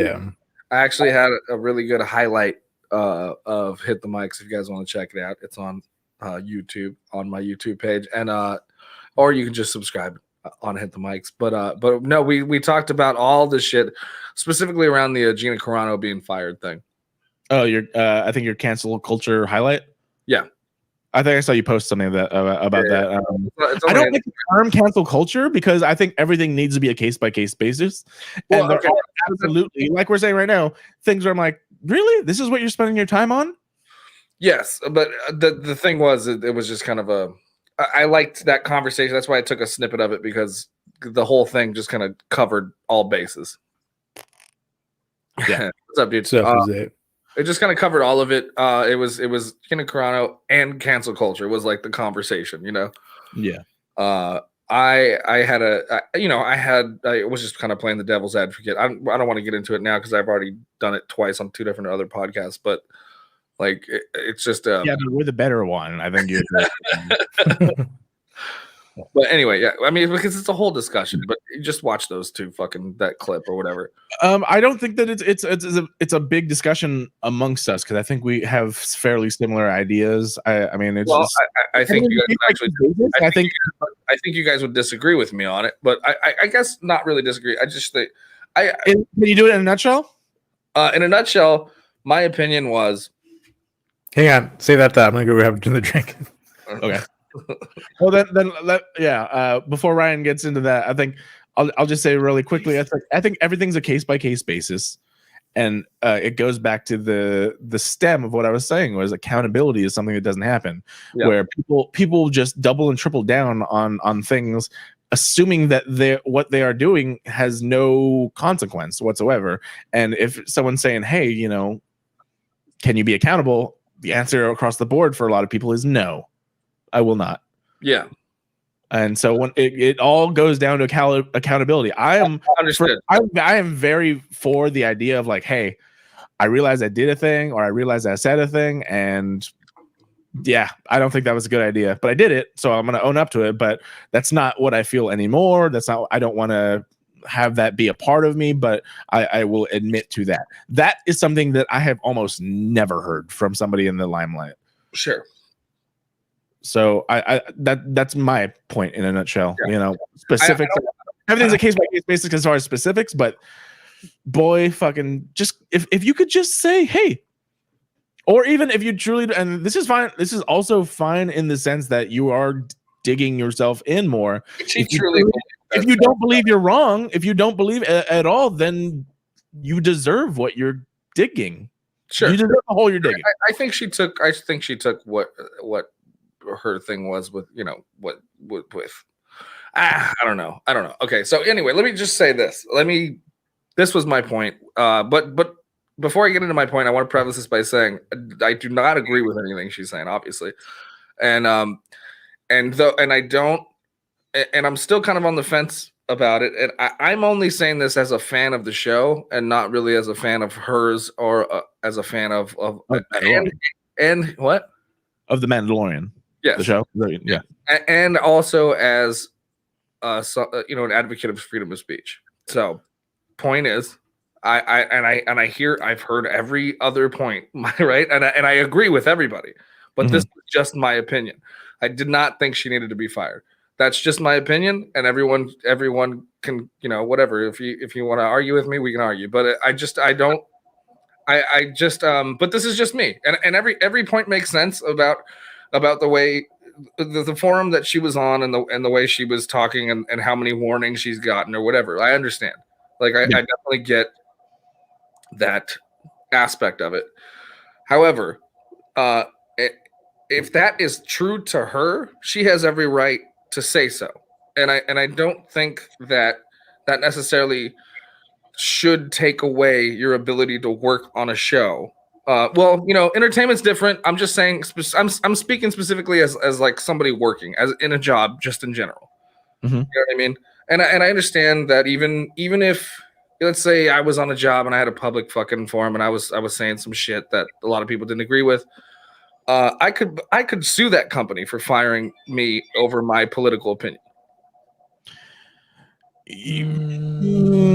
Let me say this.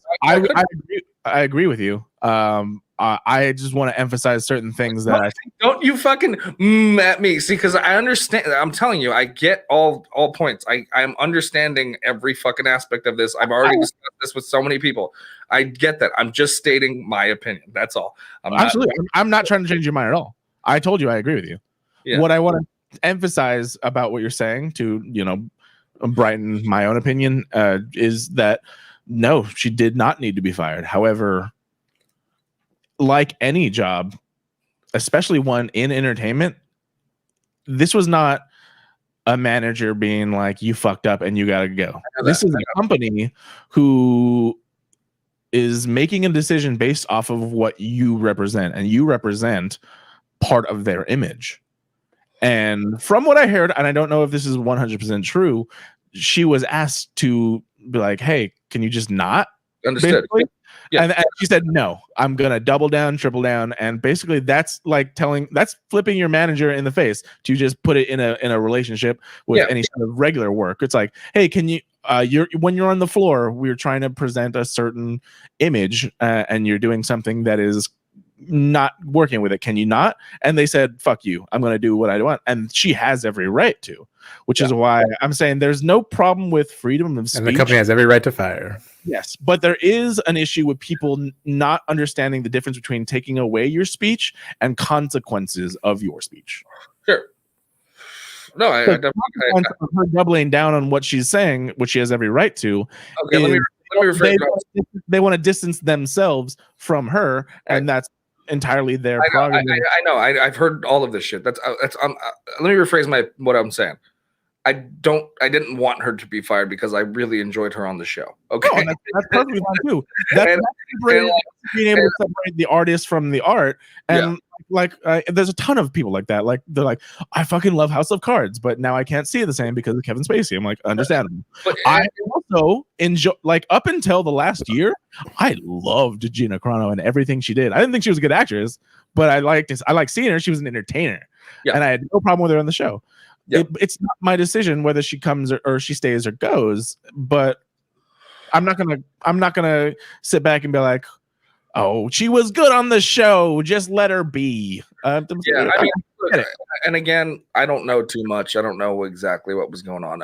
All I know is that what I saw and what happened, it was like kind of, I just went, that seems a little extreme. But let me ask you this then: if she sucked, if you hated her on the show, how would you feel now? Like, would your opinion differ? And that's kind of something that I'd be a little more. I mean, like I'm fucking, I'm mature enough to be like, I would feel the same because I felt the same. I felt the same about like NFL players and shit. It's like, just, and even that's gotten me in trouble for that kind of controversial idea that like these people are like breadwinners for their family, and regardless of what they do on their on their spare time or how they think or feel or whatever or whatever actions they get to get arrested or anything like that, do I think they deserve to get their career fucking ruined over it? No, not at all. It's a little different with the NFL because it's kind of their only thing. She's an actress and entertainer and fighter who also, just because you were saying breadwinner, she is in a very wealthy family. She is from a very wealthy family. Sure. She immediately, and I'm sure Disney knew this, like she's going to get picked up like that for something else. She got her own fucking movie with, what's his face? The guy that can't make his wife come. Yeah, I know. That fucking loser. Yeah, that guy. Yeah. The thing is, it's, and also people forget this a lot. Disney is run by Republicans, very big Republicans. They just didn't want their image to reflect what she was doing. Right. I know. I understand all that. I'm just saying, I was just playing devil's advocate and just I understand. throwing that argument around because I need to like. No, not with you. Even like I love the conversation we're having. It's like I like because we have this platform to kind of voice less of the idea of what our beliefs are and more the idea of our thought processes. Yeah. Because thought processes and techniques are 1,000 times better than you should believe this because of this. Yeah. No, like here's what we believe and how and why we believe it, and make up your own mind. Yeah, and the whole reason it became like a thing was, or at least in my world, was because our mutual friend Kevin got really rained down on for posting a well-written, thought-out thing on his opinion on the process and what happened, and kind of calling out cancel culture and shit. And his point was, which is exactly what I agree with, is that it's a slippery slope. Where do we draw the line? Right. That's why I don't like using cancel culture, because you're essentially tying in people that don't like what Gina Carano says to somebody that say, I'm not going to name names, but somebody who may have like beaten or raped somebody. It's not the same thing. It's not. Cancel culture is not the same thing. It like is. I don't like putting these together. It has to be this person is doing something that is harmful and I don't like it. Here's why. You guys do whatever you want to do. Not, I hate these hashtags. The fucking I forget the exact ones they do, but like RIP this person or cancel blank party or whatever. Yeah. I'm like, this is the bandwagon stuff that I don't like. The lack of dialogue. And this goes back to what I was saying about the internet. With the invention of the internet, you could talk to anyone across the world, but no one's actually having these conversations. Yeah. Because they're just behind their keyboard and they can be like, fuck this person. But that's basically that was kind of the point I was trying to make. I just felt that it was like, it was just so. On the same page. I think you and I are on the same page as far as that goes. Yeah. Yeah. I haven't thought that much because, I mean, I kind of have my own opinions, but I mean, you're all This is the forum if you want to talk about it. I mean, what happened to Gina Carano to me is not cancel culture. It's not a freedom of speech thing. It's accountability for your actions. Yeah, I think we're on the same page on that. Sure, I think yeah. it's funny because when fucking Trump got banned from Twitter, everyone's like freedom of speech, and I'm like, bitch, he's the president. Yeah, if he wanted to, he could call a fucking press conference and say whatever the fuck he wants. Yeah, exactly. It's a private company saying you can't use our fucking platform because we don't agree with what you're doing, which is literally just that. And whether you agree or not, that's exactly what it is. It's whether they could do the same thing to him as they could to, I don't know, fucking Rachel Ray, fucking literally anybody. I mean, he was the highest person as the president. Like that was the highest he could possibly go. They can do whatever the fuck they want to do. Yeah, he has all of the platforms to talk that he could ever do. So taking away a private company doing what they want to do is different than freedom of speech, or taking away someone's freedom of speech, which has that parallel to this. Disney is a fucking company, and they said, yeah. And they're like, please stop doing what you're doing, and she kept flipping them off, and they're like, okay, yeah. Like, I get all that. I just was, I guess I took it as an example to kind of just like bring up all these other points. You know what I mean? Like not absolutely. Like her specific example is not a good example for what I'm trying to say. I guess Oh, well, if you're just talking about like cancel culture and stuff, like. Fuck, I don't want to throw out names because I don't want people coming for me, but there's a ton of people where I was like, what are you even, what's the issue? And granted, that could just be me not being educated on the specific issue, but I'm like, there are so many people coming for everyone, and I'm like, you guys just need to calm down and start having there's a lot of the shit that we've talked about. What? Yeah, I can think of two good examples. One, first of all, being Johnny Depp, and the second one being God damn it, James Gunn. Those are two guys who got fired from Disney. Yeah. One that, if you look at for Johnny Depp, like, and you look at all the things that happened to Amber Heard, like he had, even in the courts, like he came out clean out of all that stuff and still lost his fucking job, which is not cool. That's cancel culture being shitty. I do find that. And then James Gunn as well. Yeah. Where they dug up some crazy shit from fucking years ago. That's cancel culture, digging up shit and being like, look at what he said fucking 10 years ago on Twitter. Yeah. That's cancel culture. That's bringing up things from the past for no fucking reason. You're looking at things just to get mad at. Gina Carano had every opportunity to stop saying what she was saying and stop being a fucking idiot, and she said no, and she got fired for it. Yeah, and I want to commend I know more about James Gunn than I do Johnny Depp, just because. That's who I follow more, I guess. I don't look in. I honestly don't try and look into this as much as I can unless it's a big thing. But she's looking at jail time, right? Amber Heard. Yeah. Well, I don't know anything about. But I just want to say real quick about James Gunn. I will have to say how much that what I'm saying right now is what I saw from James Gunn.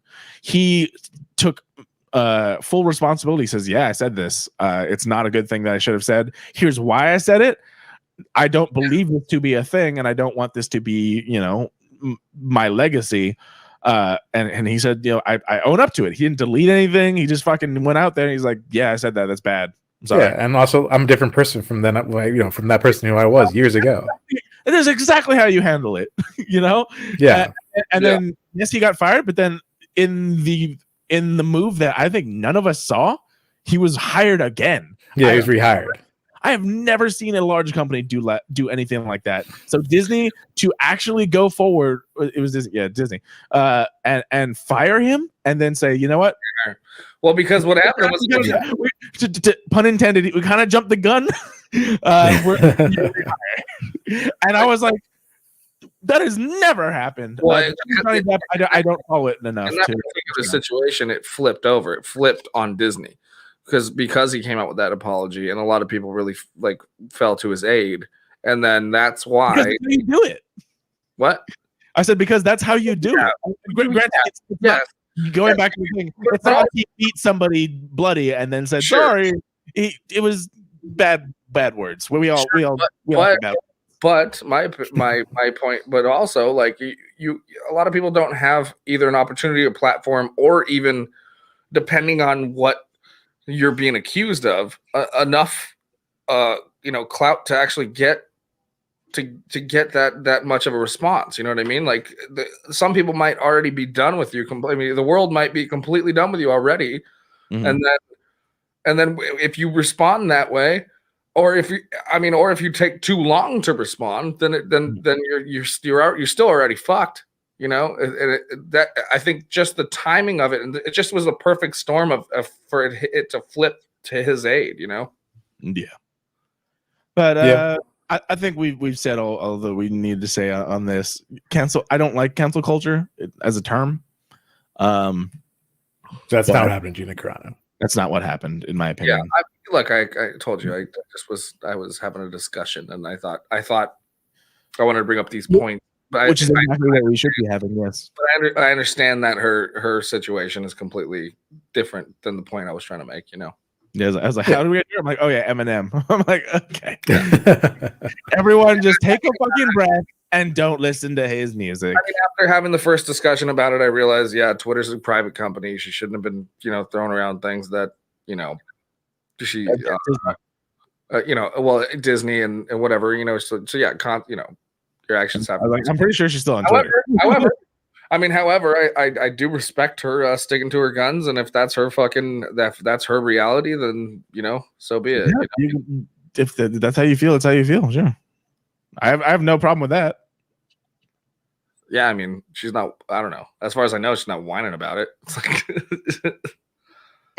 she kind of was whining about whatever. I guess. I mean, whatever. You can respect what you want to respect. That's fine. Yeah. Well, let's move forward though. We haven't even started stories. Let's just jump it real quick. Some of the big headlines for entertainment news. Should I press the button? I'll press the button. I may have some news for you. Go ahead. Entertainment news, everybody. This just broke out. I'm not gonna get to this story. I have a question for you. News story that'll make you guys a little bit tingly in the fans. Okay, we need to move on from that. I need to get away from that real quick. I read somewhere that their periods attract bears. Wow. Nice. Let's get into some entertainment. You guys, I fucking love entertainment. I love being entertained. Me too. Just real quick though, you know who it doesn't have to get canceled? Steve Austin.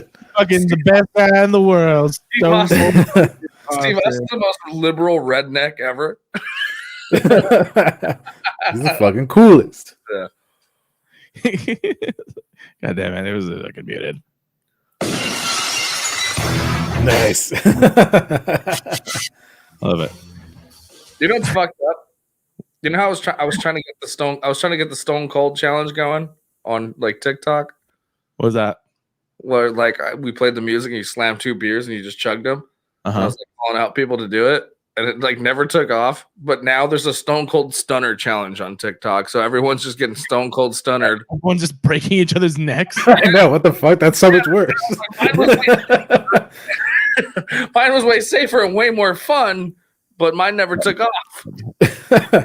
Well, yeah, I mean, people just don't. Okay, so I mean, this is kind of going back to it. Like in the very beginning, literally, I think last March, everyone was, kind of being nice or being good and staying inside, and you get a lot of these challenges because we're like, we're at home, let's do some challenge. Yeah. And then I put out. Fucked up. Actually, you know what? Javi did a great one. Sorry, let me real quick. Javi did a great one with. I'm gonna let you finish. Javi had one of the best challenges of all time.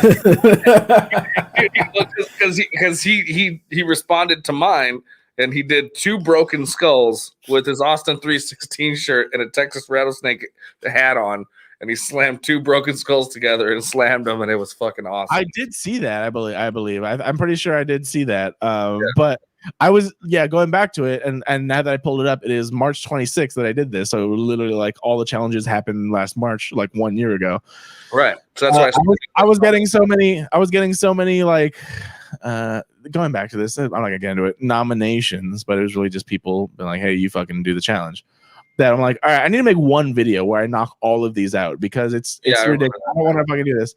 And then I'm just gonna pull it up real quick because it's like I put this out here. And I don't know if you can see this in there. tagged all these people and nominated them, and not a single one of them did it. And I was so pissed. Am I tagged on that? Pissed. Huh? I'm not tagged on that.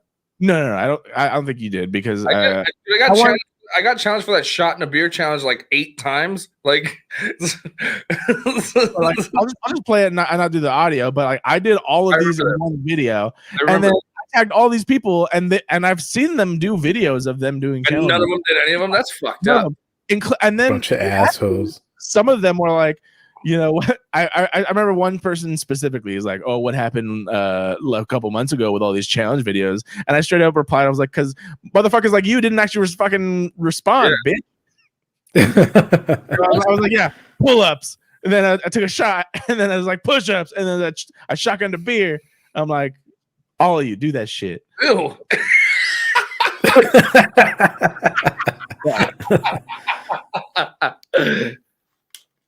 Huh? Not that I was looking at your fucking high school pictures. It's terrible. Oh, yeah, because it's throwback, bro.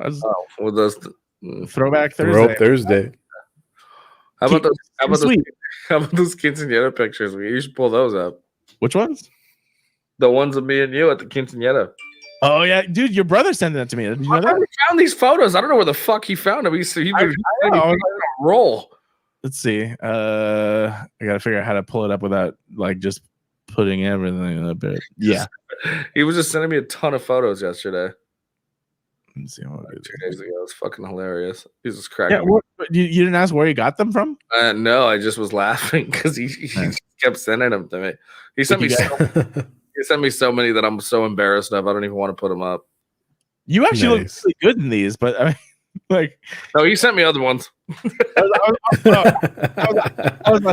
was gonna say, you were a beautiful boy. I'll tell you that right now. Yeah, I like the way I look now. That's fine. That is also fine. I look like a handsome man now. You know? Okay. Sure. Okay. Here we go. I found it, and I gotta get paste and go, and then go to this. This is. And oh my god, sunglasses. I'll get to the other one in a bit, but I had to ask him. I'm like, where the fuck? I don't even remember this. Where was this? That's my living room. That's my living room.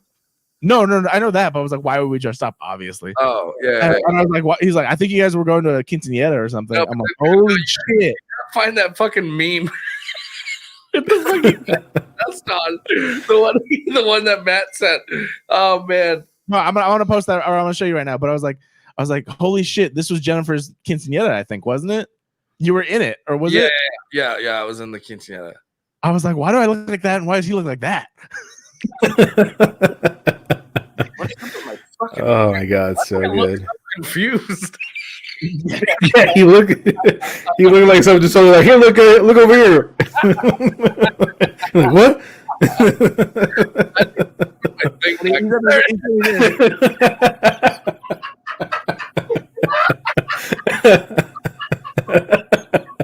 And I'm like, why am I this meme?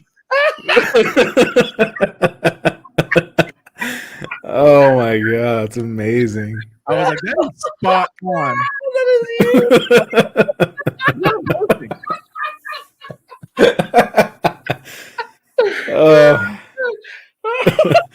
And it's clearly like barely even light out. It's probably dark in like 25 minutes, but I'm like, sunglasses. That's the move. Oh my god.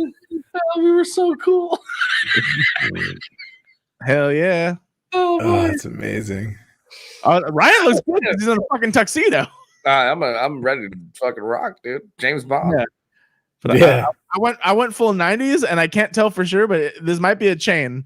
It is a wallet. It is a chain. That was a chain for sure. A wallet chain with all your keys on it. You were that. We were.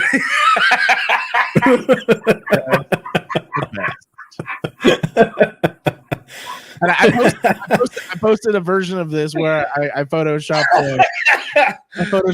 this into this meme, and I got so many messages like, you know what is this? My brother sent me this picture with the letters, and it said, "When Garrett is too turnt." But at the same time, Yeah. I don't even need to be turned to be that person.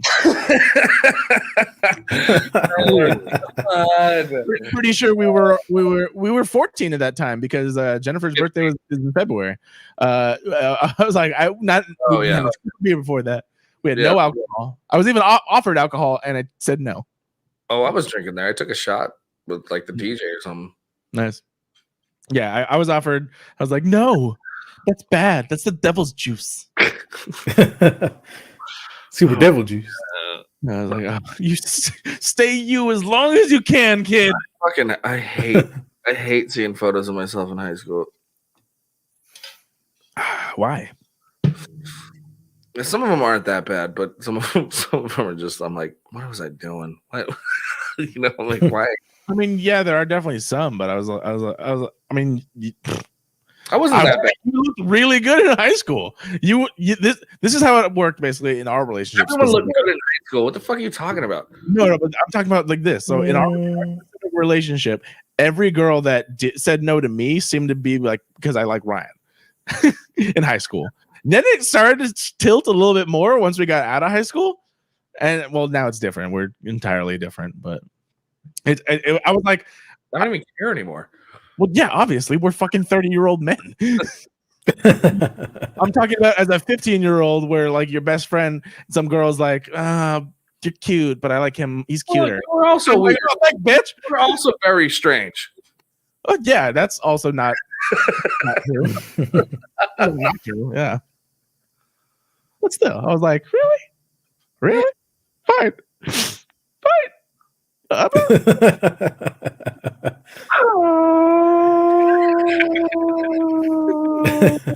Because you were wearing those sick ass sunglasses, bro. That's why. That's why, man.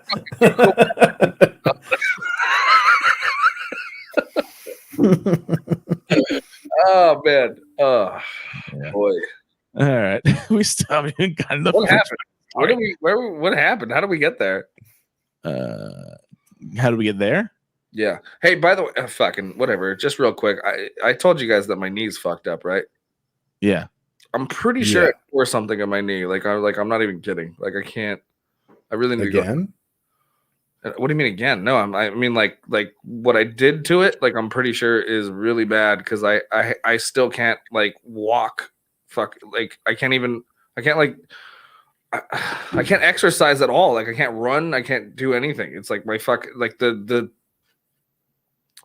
any sort of impact on my knee is fucked. Like and then it'll buckle. Like if I get too much strain on it. Oh damn. It sucks. I'm like really fucked up. I gotta go see a doctor, I guess. I was gonna say it's almost been a year where like I did something to my fucking finger and that barely is starting to heal. So I don't know. It's just how our bodies work now. Healing sucks. Healing is hard. I fucked my back yesterday. I fucked the wall down. I got up out of this chair and I still don't know what this is. But I think I talked to Ricky about it one time a long time ago.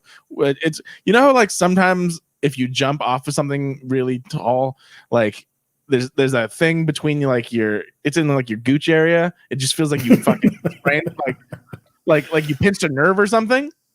I know Ricky said that this happened to him one time. So I don't know about you, but like absolutely, it happens to me when I jump off something really tall now. Like, you mean like the kind of the groin muscle down here? Your gooch, like between your balls and your butthole. I've never hurt my gooch. No, it feels like you basically when you don't stretch. Like, I see what you mean. Yeah, okay. Yeah. It's like a pinched nerve. And that just happened because I got out of my fucking computer chair that I've been sitting in for hours. So, Now, let me sat on one of your balls, dude. Let me tell you the oldest guy thing I ever did. Check this out.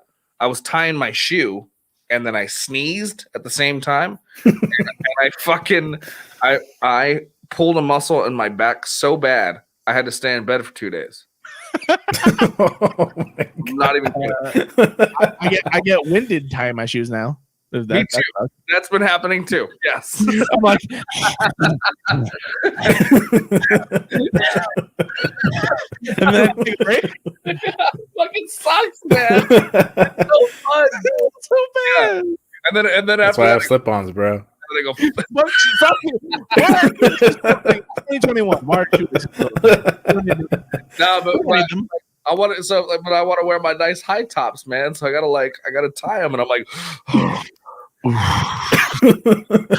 dude, I swear the best invention for any high top boot or shoe is the zipper on the side. I love it so much.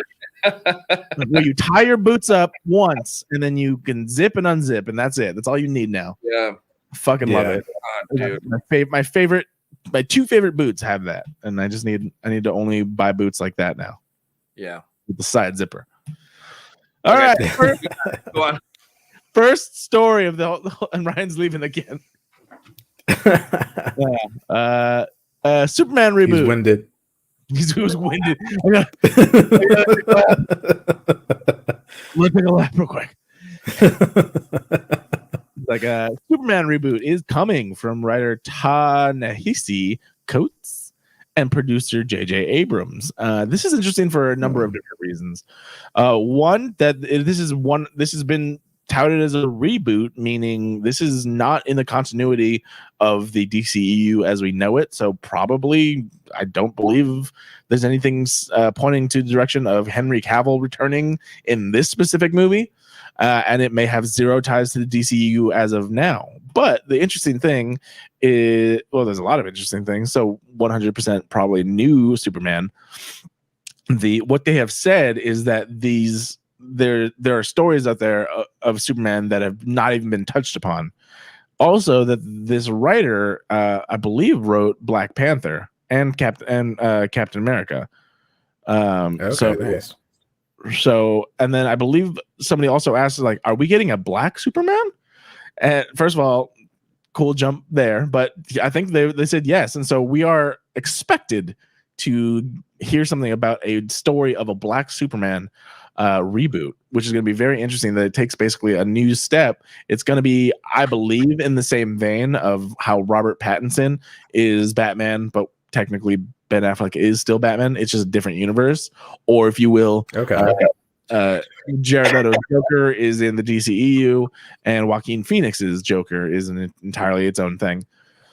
Yeah. So I thought this was a very interesting story because I love that they're actually going to embrace what I've loved about the animated DC movies is that they are their own universe and they just need to focus on a good story and not trying to tie every little thing together and also having horrible dialogue. Yeah. Ryan, did you hear that story? No, I missed it. That's why I was like, Superman reboot. Probably Black Superman reboot. Okay. All right. Yeah, I have zero problem with that. I mean, he's a fucking alien, so who cares what color he is? This is the interesting thing going back to like what we were talking about earlier. I'm like, people were up in arms. I'm like, y'all know he's not even from this planet, right? He could be like a story where Superman is fucking green and has wings. And yeah, exactly. It's fine because he's a fucking alien. It's like when people talk, people got up in arms about how Idris Elba was they were talking about him being Bond, right? Oh yeah. It was like talks of Idris Elba being Bond, and I'm like, yeah, why not? He's a handsome black man, but he's a handsome Englishman. Like, what's the fucking deal? Yeah, and he was also already Black Superman. He was already Black Superman in Hobbs and Shaw. That's right. Yeah, there you go. Yeah, bring him back. Yeah. So I was very excited about this because, I mean, one, I think DC is starting to understand that they don't need to be Marvel. They're not like they started trying to be that way, but also tweaking it in a very bad way. But they're fucking up. They're starting to understand. It's like, yes, give us stories about these very, very unique and deep characters, but just make them stand alone. Like I mean, exactly. They could tie, but don't make it. Don't force it. Like DC, take for instance the DC animated things I was talking about. Those are some of my favorite comic book movies. You know, whether it's going all the way back to like Mask of the Phantasm, Justice League Doom, all the Justice League Dark and Apocalypse stuff they did the last like 5 years or so. Huh? Bad Blood was a great one. Oh yeah, Bad Blood, Under the Red Hood, fucking amazing. Under the Red Hood is fucking amazing. Yeah. So I was like, just give us good DC stories about good DC characters, and I think they're starting to do that. They've already started with the Joker, I believe. Was Shazam is nice too, but we're not sure if that completely ties to the DCU or not, because I think, what did we say? It frustrates me, really. I'm gonna be honest. I don't know. I guess I'll get over it eventually, but it's still fresh from this like attempt for the Justice League and this like kind of tied in universe, and it's bothering me. I'm very curious about what's going to happen with the Zack Snyder's Justice League, because I'm like, how much can you change to make this a good movie? There's a we talked about the Joker in that trailer, right? Maybe. I can't remember what we get. I know I brought it. I don't remember. I can't remember what we actually got to or not ever. I don't know. I always kind of defend that Joker because you guys hated him. I think that's why. I think we did talk about it. We hated him in Suicide Squad. I like this version of what I believe is gonna be this Joker. That's right. We talked about this. Never mind. But Suicide Squad Joker, I can still say can suck a dick. Yeah. It's the same fucking one. I don't know. Whatever. Jared Leto. Maybe. It's entirely different based on the fucking director. This based off of and granted, it's just this tiny sequence that you see a trailer for. I'm like, that is the same character. Same actor for sure. Different aura. He might have just taken, and he could have just taken a lot of the footage that was cut. Different vibes. He still sent dead animals to the fucking cast. Yeah, but that's again separating art from the artist. Did he really do that? Would I ever want to work with him? Yeah, like that was like one of his like things of like being in character the entire time of the Joker. Oh yeah, he sent dead rats and used condoms to his cast members, and I'm like, yeah, wow. Jared Leto is just a fucking idiot. Yeah, that's a douche move. Yes, I'd have been like, don't talk to me, motherfucker. I'll punch your stupid face.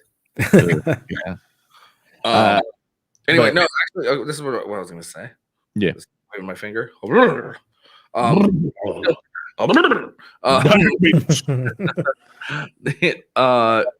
watched this like mini doc on I don't know when it came out, but it was about Tim Burton's Batman Returns. Yes, very cool, which got me in the mood to watch Batman today. So I watched the 89 Batman today. Yeah, nice. And I gotta say, man, it holds up so fucking well. And then And I'm really looking forward to this new Pattinson Batman because I can see a lot of parallels between the two. Pattinson, yeah. I am very excited for the Robert Pattinson Batman. It looks good from everything that I've seen. God damn it! I forgot how fucking good Jack Nicholson is. For fuck's sake, dude. God damn it. Yeah. He is just... He's even been in that one shit movie, The Shining. Yeah. Fuck you. God damn, dude. He's such a good Joker. God damn. He's so good. Keaton's supposed to come back in this stupid Flash movie that I still want answers for Ezra Miller. Yeah. That's right. They're not gonna address it. And I was like, they just swept that shit under the fucking rug. Not even under the rug. They fucking buried that shit in the basement. He was like drunk, and I don't know. We tried. Didn't we try? There was no answer. Not a single answer. Just a clip. Yeah. And nothing. Silent. Yeah. We saw him choke out a woman, and then that was it. Well, I saw an extended video of it where he brought her back up and gave her a hug. Like he was like kind of. Saw that? Yeah, I didn't see that. I saw a longer video of that. Yeah, I didn't see that, nor have I heard anyone talk about it. If you can find it, please show it to me. I just want to know. I'm like, I could be making it up. I'm like pretty sure I saw that. There could be thousands of reasons why this is the clip that we saw, but with that as our only piece of fucking information, I want to know what the fuck happened. I saw a longer version of it where he was playing around and then she got freaked out, and then he helped her up or something. Yeah, I'd love to see that. And then be like, that's why it never became a thing. That's why it never became a thing because they only took that snippet and tried to fuck with him with that tiny little snippet. But he was fucked up and he was playing around, and she got freaked out. but also I've never seen that, nor have I heard anyone say that they saw it. So that's why I want to see it. That neither here nor there. I am excited about Michael Keaton coming back in the Flashpoint movie. I don't know if it's titled Flashpoint, but I'm pretty sure they said it was Flashpoint based. Yeah. Moving forward, y'all like fucking prawns? Prawns? Like shrimp? Like prawns, bro. You like prawns? Like You seafood? fucking prawns. You like Neil Blomkamp? What the fuck are you saying to me? Y'all like the only good movie that Neil Blomkamp Districts. did? You like Districts? Oh, oh. You believe the only good movie that Blomkamp actually has ever made? Oh. I love that movie, by the way. Yes. Yes, a lot of people do, which is why I think a lot of people are very interested.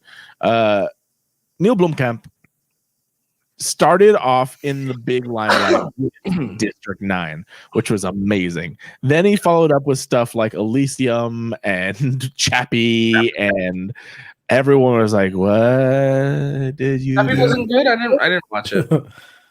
I've seen clips. I refuse to actually watch it because nothing in the clips makes it look good, and everything that everyone's saying that are bringing up specific points in the movie were like, "This is horrible," and I can see why, but I definitely saw Elysium. I'm like, this is stupid. Also, the fact that it was supposed to be a Halo movie. I think I saw Elysium too. I don't really remember though. It was with Matt Damon. Yeah, I'm pretty sure I saw that one. Either way, going back, District 9. It got so bad that he was promised the Alien franchise, and Ridley Scott said, "Nah, fuck that." Yeah, fuck that guy. Yeah, that Chappie bitch. Fuck. Yeah, no, he literally was released. He was released. South African motherfucker. He released concept art of what he was gonna do with aliens, and Ridley Scott was like, "Fuck that." You guys get another Prometheus movie. Actually, I believe that's why he made Prometheus. I don't remember 100%, but yeah, it was a while ago. Prometheus wasn't bad, dude. Everyone really shits on that one, but I really enjoyed it. I don't think that it's anywhere near the vibe that you get from Alien and Aliens. Oh, of course not. Yeah, but it is interesting. As someone like me, I like when you build up lore. When you build up a lore, and I'm into it. But I will tell you this, I don't believe that I've rewatched a Prometheus movie. I don't think I did. I think I've saw it. There was another one. There was two, huh? Remember it was Prometheus, and then what was the ship? That was the ship. It was Prometheus. That's why it was called Prometheus. No, it wasn't. No, it wasn't Prometheus. There was fucking some. God damn it! It was not Prometheus. The fucking handsome Squidward guy. That was Prometheus. Oh, I don't remember then. I don't fucking know. What am I talking about? God damn it! Covenant. Alien. Was it Alien Covenant? No, because there was another Prometheus movie. Alien Covenant. I thought there was, right? Movie. Alien Covenant. Yeah, I remember Covenant. That was the sequel to Prometheus. Oh, well, there you go. That's how forgettable it was. Good old Google. Good old Google. Love it. But going back to it, Neil Blomkamp's making the Nostromo is the name of the ship in Aliens. Yeah. And Nebuchadnezzar. District 9 sequel is finally in the works, according to Neil Blomkamp. Now, you could take this with whatever grains of salt that you want, but he did say, what was it? Maybe like less than a week ago. District 10 screenplay also being written by Sharlto Copley. I don't know how to say his name. You know him. The guy's in every Neil Blomkamp movie. He's really cool. I like him. It's coming. So cool to that, because I will say this: if he can return to form, I believe this will be his saving grace. If he brings us a District 10 and it is good, his career will go back to where it should be, because it's very much a "what have you done for me lately" type of thing. Think of something like what's his face? M. Night Shyamalan. Oh, no. Hold on. Where it doesn't matter if you went on a run, because once he started being bad, people were like, "What's going on?" M. Night Yeah, Shyamalan. he had a redemption. What did he came out with? He came out with the first one was The Visit, I believe. The what? With the grandparents. IMDb M. Night Shyamalan. Well, he's been producing. He's a producer on this show that I've been watching on Apple TV called The Servant. Yeah. I had to pee. I'm sorry, I can't hold it no Go more. for it. So the last two things he did before he was basically canceled was The Last Airbender, which has now famously doesn't exist anymore. That was the best movie I've ever seen. We refuse to acknowledge its existence. It was a great. Then After Earth, it was the best adaptation of a cartoon I've ever seen. Yeah. Then he fell off the fucking that was 2013. He fell off the fucking map, and then in 2016 came back with Split. That was his redemption. Yeah. Yeah. And that's when he did that end credit scene. I guess no spoilers with a character from the other one, which led into Glass, of course. Yeah. You said The Servant or whatever. The Servant. He's a producer on. And I think he directed a couple episodes, but God, man, that show is wild. It's so this is so crazy how it goes. He went on a run with Sixth Sense, Unbreakable, Signs. Then The Village was kind of weird. Then Lady of the Water sucked. Then The Happening sucked. And then the movie that shall not be named. And then After Earth. And people are like, what the fuck happened? Yeah. And then he did the exact same thing that I'm saying Neil Blomkamp could do, and went back to his roots, and he came out with Split that ties into obviously one of those movies that I said was good. Yeah. And so whatever. He's there. I'm excited because I really loved District 9. I'm going to hold off on this story for Ricky because it's a great movie, but I hope they don't do the found footage type thing the way they did if they're going to do this sequel. Oh, District 10? Yeah, because District 9 was like a found footage type movie. Yes, and I didn't even think about that until you brought it up. I don't know how I'd feel, to be honest.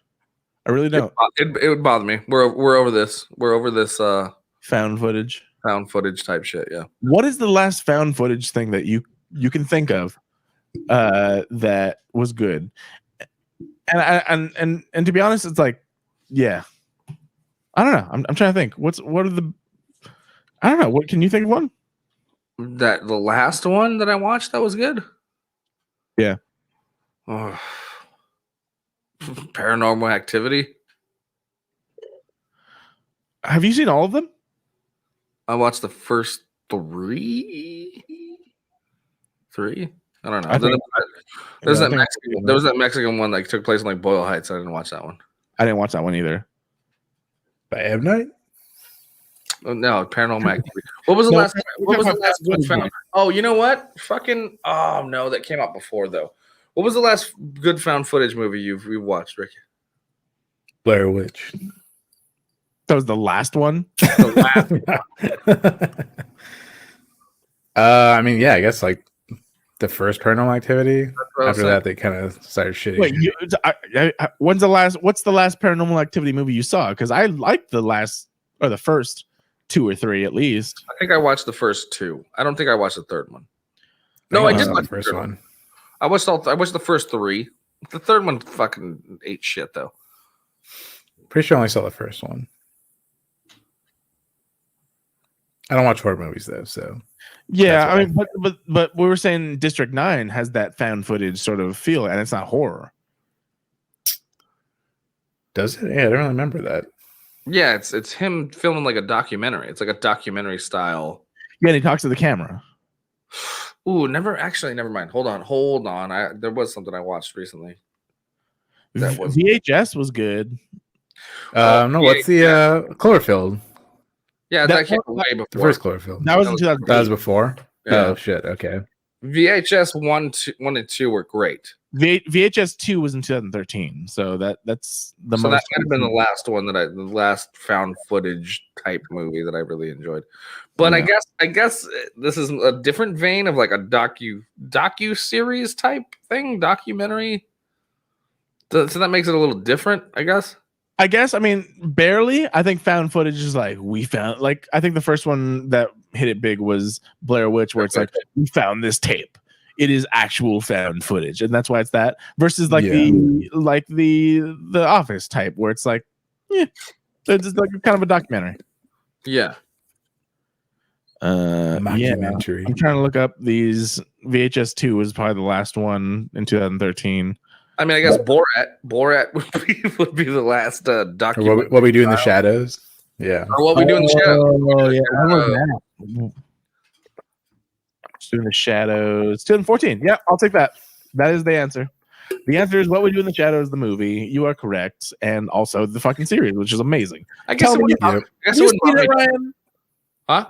What We Do in the Shadows, the series. Of course, I'm about to fucking really. I need you to understand how bad my memory so is. fucking mad right now. I'm about to get so fucking mad. Have you seen it though, Ryan? There's these videos that I saw when I was younger. I thought they were really cool. They're called CKY. Have you seen those? I'm sorry. I literally thought that was a joke. Because I've been talking about it for fucking years. Ryan was like the first one to talk about it before we got on board. No, I saw the movie first. I told you guys watch the movie. That's why I tie it to Ricky, is because he told us about the movie. I don't believe that. I have been talking about the show when it came out. I told you the first episode was fucking hilarious. I was a movie. Ryan was a show. I watched that show when it premiered to tell you how great it was. Sorry. Have you seen it, Ryan? That was amazing. Guys, I've been stuck in my house for a year. My brain doesn't work anymore because that's like the third time in a row that you've done this to me. Like, have you watched this thing that I just realized? Oh, you mean the fucking thing I've been talking about for the past 4 fucking years? Yeah. Nice. You all right? Yeah, I was trying to pull up a clip, but it was it would take a lot for me to figure out exactly what the fuck it was. It was. I'm gonna fucking kill you. Samson, I'm sorry. That's what I was looking for. Samson, I'm sorry.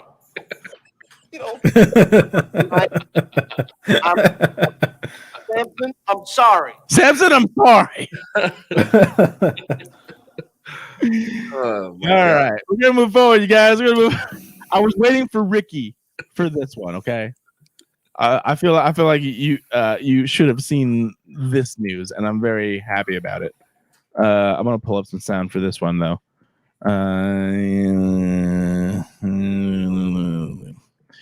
Is this what I want? Sure, I'll take that. You guys, if you're a fan of Nickelodeon's Avatar: The Last Airbender and Legend of Korra, you are going to be excited because the creators of said property are returning to Nickelodeon after leaving the project from Netflix, where they're doing a live action thing, and M. Night Shyamalan Ding Dong's thing, where that doesn't exist anymore. And they are creating greatest adaptation. Avatar Studios, dedicated to expanding the Avatar: The Last Airbender universe. They have promised new series. They have promised new movies, animated, mind you. And I can't think of some better news that I've gotten recently, in all honesty, as far as entertainment goes.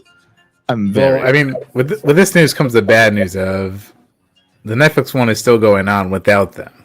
Yes, but that was not, at least not for me, not news. They left because they said they're not following our vision, and I was like, oh no. But that was which means it's probably going to be terrible. It's probably that's still coming out. I know. I'm not gonna. I'll give it a try. Yeah, me too. But, I mean, I've always said this, and as much as I hate on Ryan's favorite adaptation from a cartoon to a movie.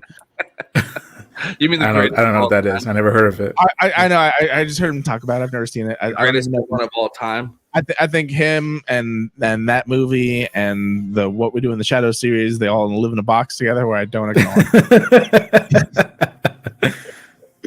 But because of its existence, it doesn't matter, even though it doesn't exist. But I'm just saying, I still love the series. I love Avatar: The Last Airbender, the original series. I love Korra, and I love what I see from the comics. I haven't gotten the comics, but I do love that world, and I love what they've created and the story they're telling and the lore. And I'm very happy that the creators are not only signed on to a project, but have created a studio that will bring us more of the content that I believe our fandom has been craving. And this music is really getting to me, and I love it. I've had to show off my new AirPods case. Nice. That is pretty cool, actually. When did you get also, that? You open up his brains, and then it's your AirPods. Every time Amazon, baby. Like AirPods. Sorry, Abba. Yeah, I mean that's. I mean, yeah, I'm definitely excited for it, but I'm just kind of the hell. This is my art. Oh, nice. It's hard to see. It looks like a starving kid. Yeah, it's a. It's my background. You guys. Why do you have a cancer patient painting? He's a monk first and foremost. He shaves his head, and he turns into the Avatar. In the Avatar state. It's called leukemia, dude. Don't be so insensitive. I will say this: one of the things that bugs me the most about Ryan is that he refuses to even look into getting into this fandom. Yeah, I agree. You haven't tried that. I know you haven't watched this shit, motherfucker. Yeah. Because my favorite movie is the one that M. Night Shyamalan did. I know. That movie doesn't do the show justice. Yeah. No, that show doesn't do the movie justice. Okay. Right. Well, I guess we can agree to. Oh no, Ryan's gone. The internet. Doug came in, pulled the plug. Doug came in and said, "Ryan, Doug he came took in, over all the cords." Ryan, you gotta go. I'm about to get naked right now. Why is that your reaction to that? Because I wanted you to bring me back naked. I can see you when you're off. Oh, that's right. I was like, I don't know if you've ever used StreamYard. I can see you. No, I don't know, man. I just haven't. I don't know. I like. Just give it another try, dog. Give it another try. I never not give. I watched it really fucked up one time, and then I was like, did you give it a first try? Huh? You did give it a first. You did check it out. out. I did, yeah. But I was like really hammered, and I was like, "This is kind of cool," and then I passed out. Don't be fucked up. I mean, you can drink, just don't get fucked up. Yeah. This is something I put on to like pass out to. You know, I guess I can actually watch them. Whatever. I mean, I got time now. I'll put it on. Fuck it. Yeah, the entire Honestly, series, it's so fucking good, man. the entire series, and then the sequel series is on Netflix. Yeah. Okay. Well, my haircut looks like I've been like hiding in the Fire Nation for a little while. You know, It does look that. man, your hair grew back so quick. Yeah, it's been like actually 3 months to the time I did it. Yeah. Wow, you look good. Thanks. Oh shit. Yeah, I was kind of afraid that there's gonna be little bald spots when I'm good. Hang on a second. Scalp check. Scalp check. Sorry. Ryan left at the worst time because I really have to pee right now. Just go in your cup, dude. Yeah, either way, Avatar Studios, I'm very excited about. Yes, I mean, this, I believe, is in direct response to the fact that Netflix is. Hold on, can we hear his conversation? Well, Let's see. Everybody shut up. Minute, I'm wrapping up I'm still doing my podcast right now. Yeah, give me like 15 minutes. Okay, bye. And so, Yeah, so what were we talking about? so Oh, you guys were trying to listen to me? well, No. or let you no. Oh no, I fucked up my Green screen. Oh, there we go. Okay. Yeah. No, I have a couple friends coming over, so that they want to play Cards Against Humanity. How nice. So we were just saying that, like, yes, this is in direct response to the creators not liking the direction of the Netflix thing, but like I said, we the consumer seemingly are going to benefit from it. Who knows? Maybe this new take Netflix is doing could be wildly different, but also good in a different way. That's a very optimistic point of view, but possible.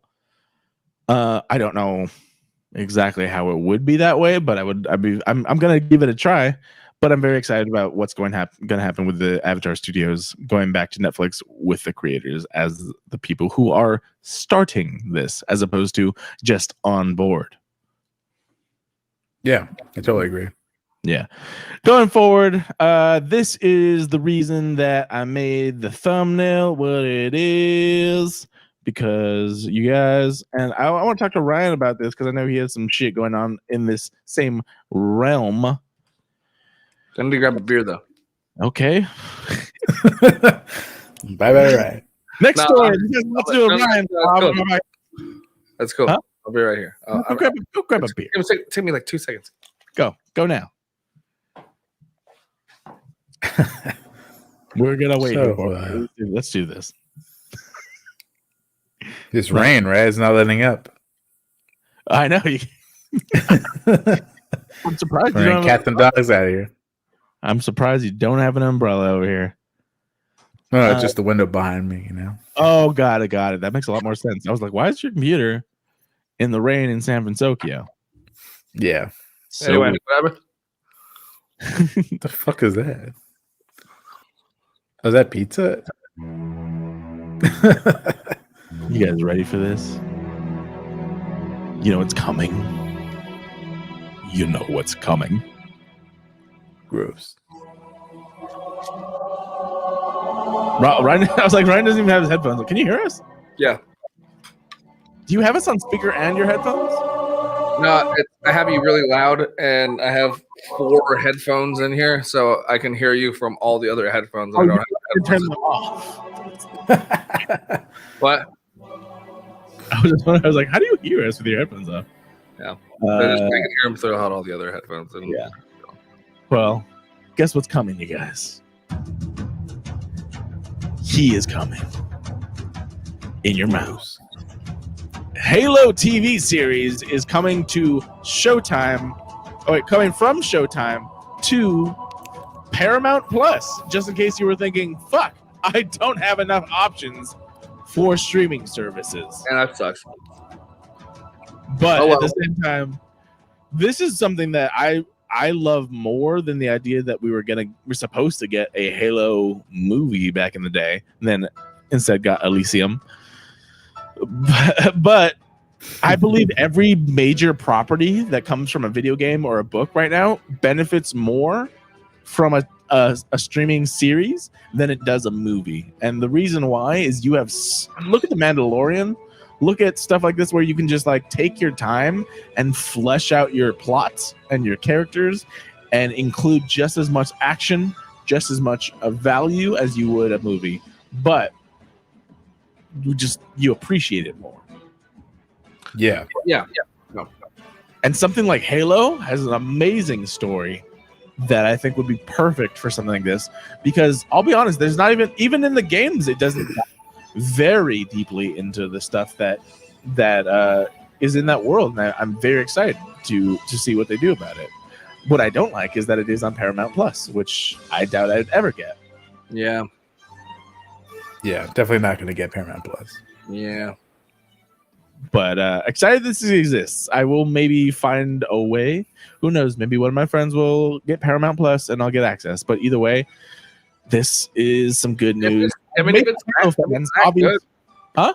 If it's that good, I might get it. You know, I don't know. Yeah, maybe. I was gonna say we are all big Halo fans, and one of us even has some sort of Halo competition coming up. Is that correct? This Friday, yeah.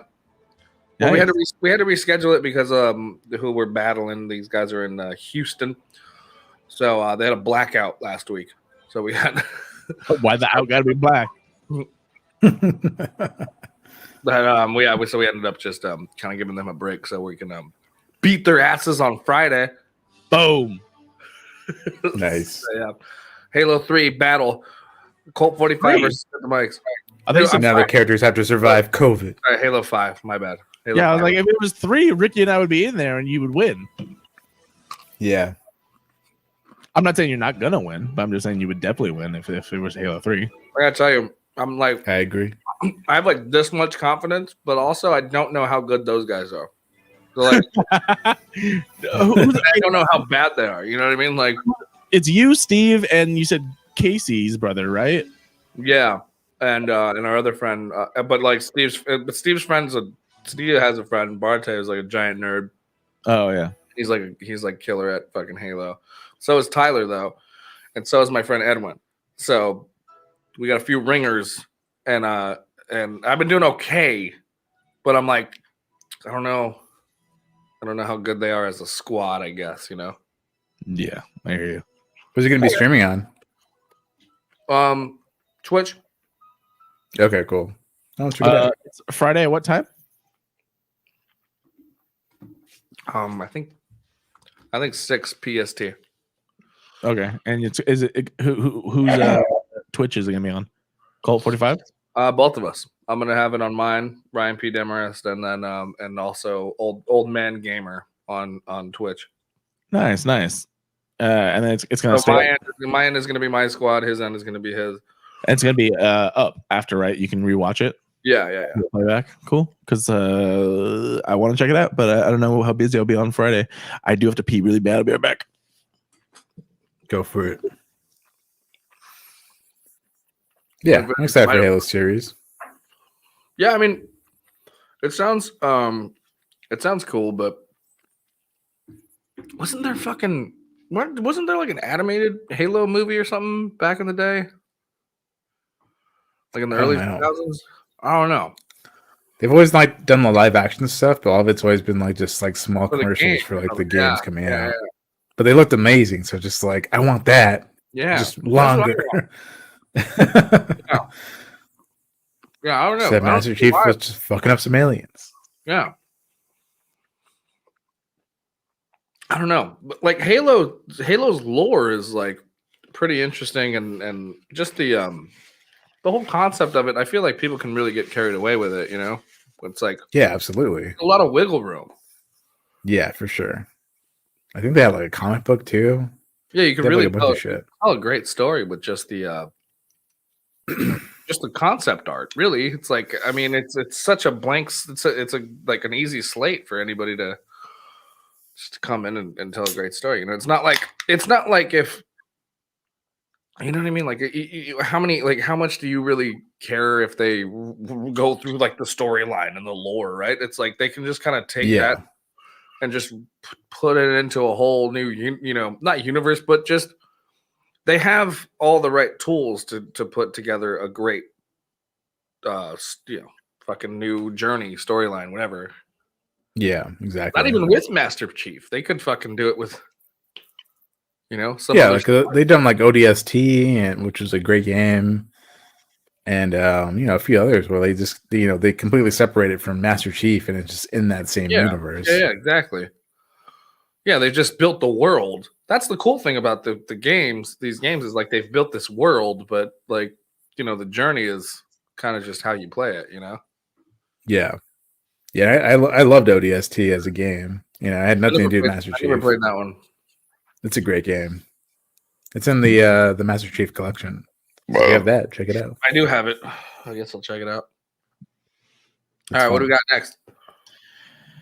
All right, so that was kind of it as far as like the major stories. I did want to say like there were some cool things that popped up as far as trailers, but they were more like Netflix animated stuff. One being Pacific Rim: The Black trailer. So that's going to be like Why's it gotta be black? I don't know why. The Pacific Rim anime style on Netflix is really cool. That's one thing I wanted to bring up was Michael B. Jordan did an anime style series with Rooster Teeth, who are behind, Red versus Blue, Ruby, if you watch that, Death Battle, I believe they're also behind, but they did it in partnership, and it's on HBO Max right now. The first season, it came out like last year, so they're still working on the second season. So, but the first season is on HBO Max, and it's called Gen Lock. It is pretty fun. I enjoy it a lot. It's not very like adult themed, I guess you could say, but it's pretty fun. You have Michael B. Jordan, you have Dakota Fanning in there, you have David Tennant in there, which is pretty cool. What are we talking about? Gen Lock. It's Michael B. Jordan's anime style show that he did with Rooster Teeth, and it's on HBO Max now. Tom and Jerry came out too. Dude, okay, so here's the thing. my friend, you guys know him, Ahmed. He sent me the trailer, seemingly very excited, and all I could be was like, okay. I have never, ever, ever, ever, ever been into Tom and Jerry. I don't know if it's different for you two. I love Tom and Jerry. Yeah, cartoon for sure, but this is like a movie that is. Yeah, I was just kidding. So late in the game, like it's just like, why is this even a fucking thing?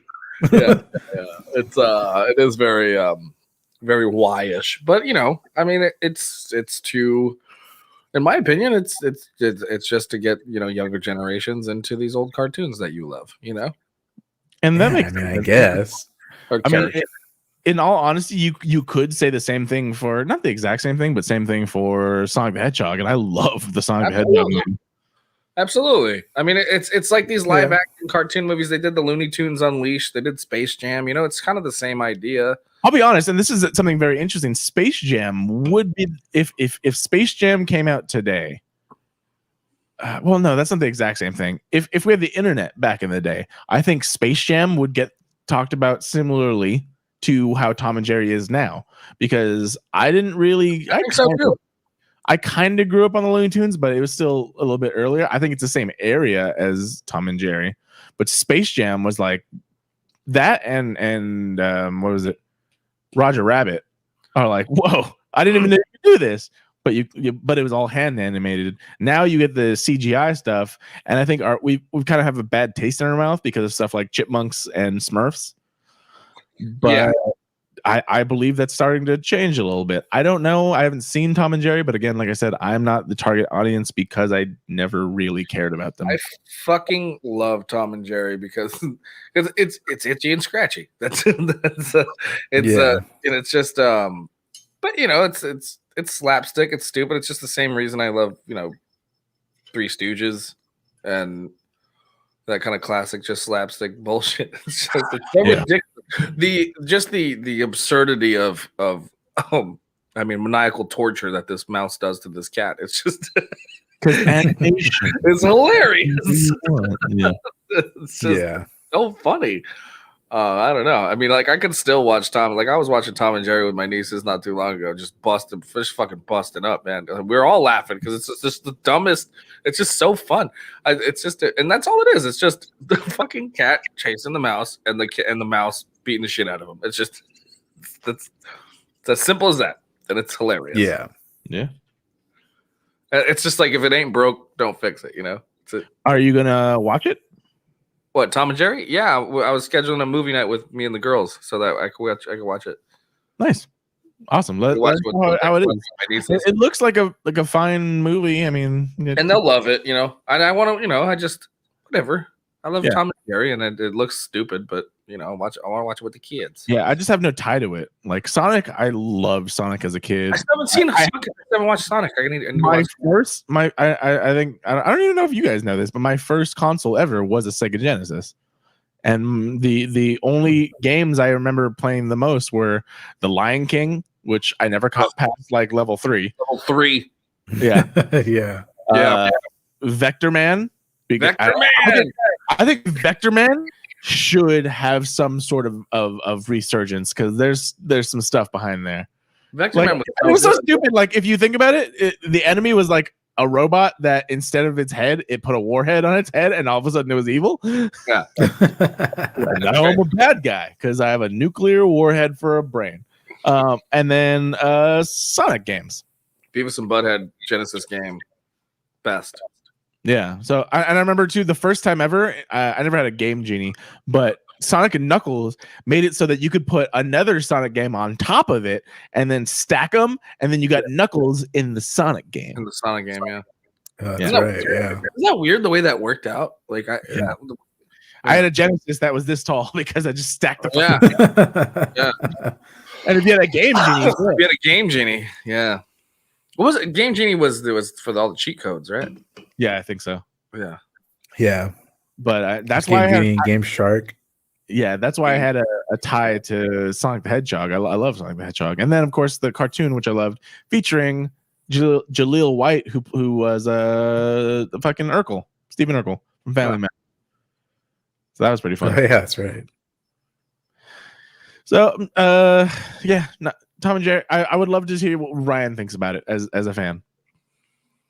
It's a kids movie, dude. I don't fucking. I don't like the kid stuff. I don't want to think about Avatar.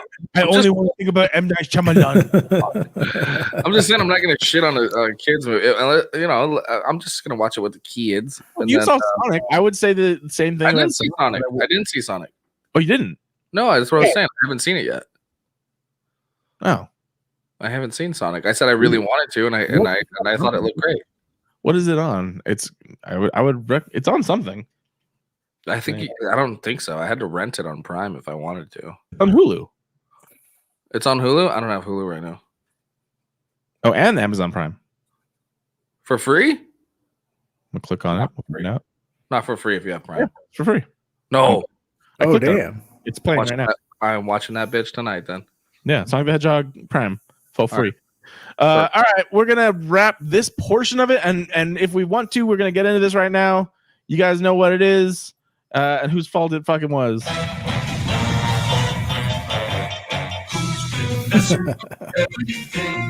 Ryan D.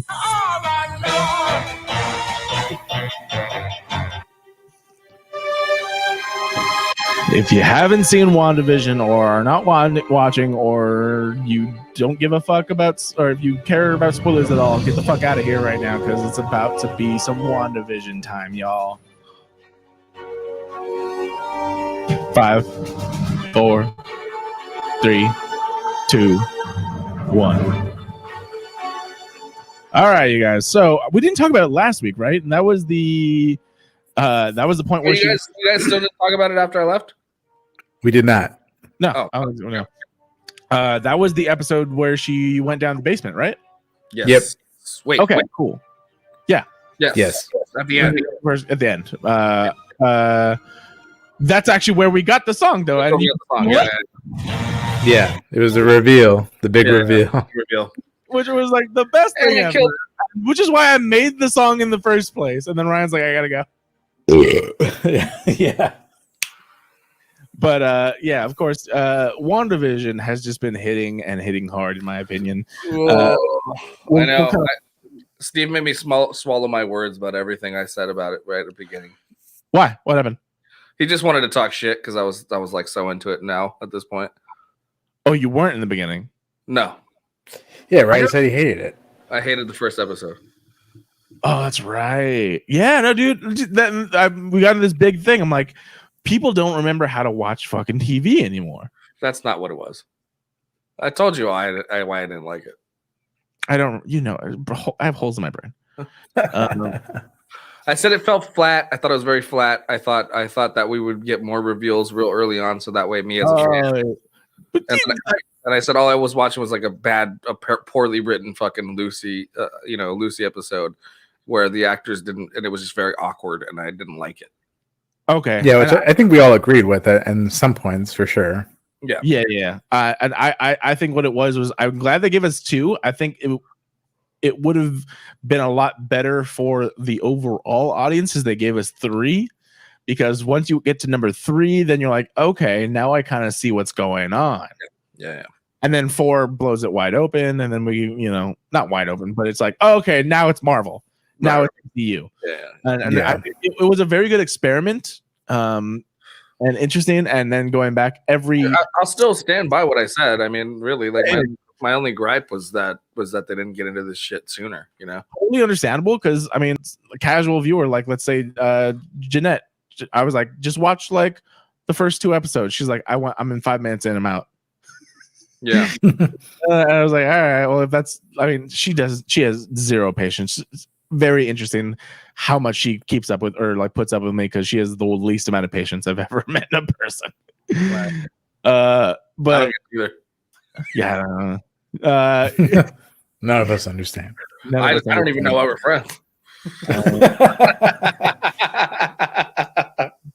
I don't know. I got a spell on you, bro. Or you got a spell on me. Maybe that's what it is. You know what?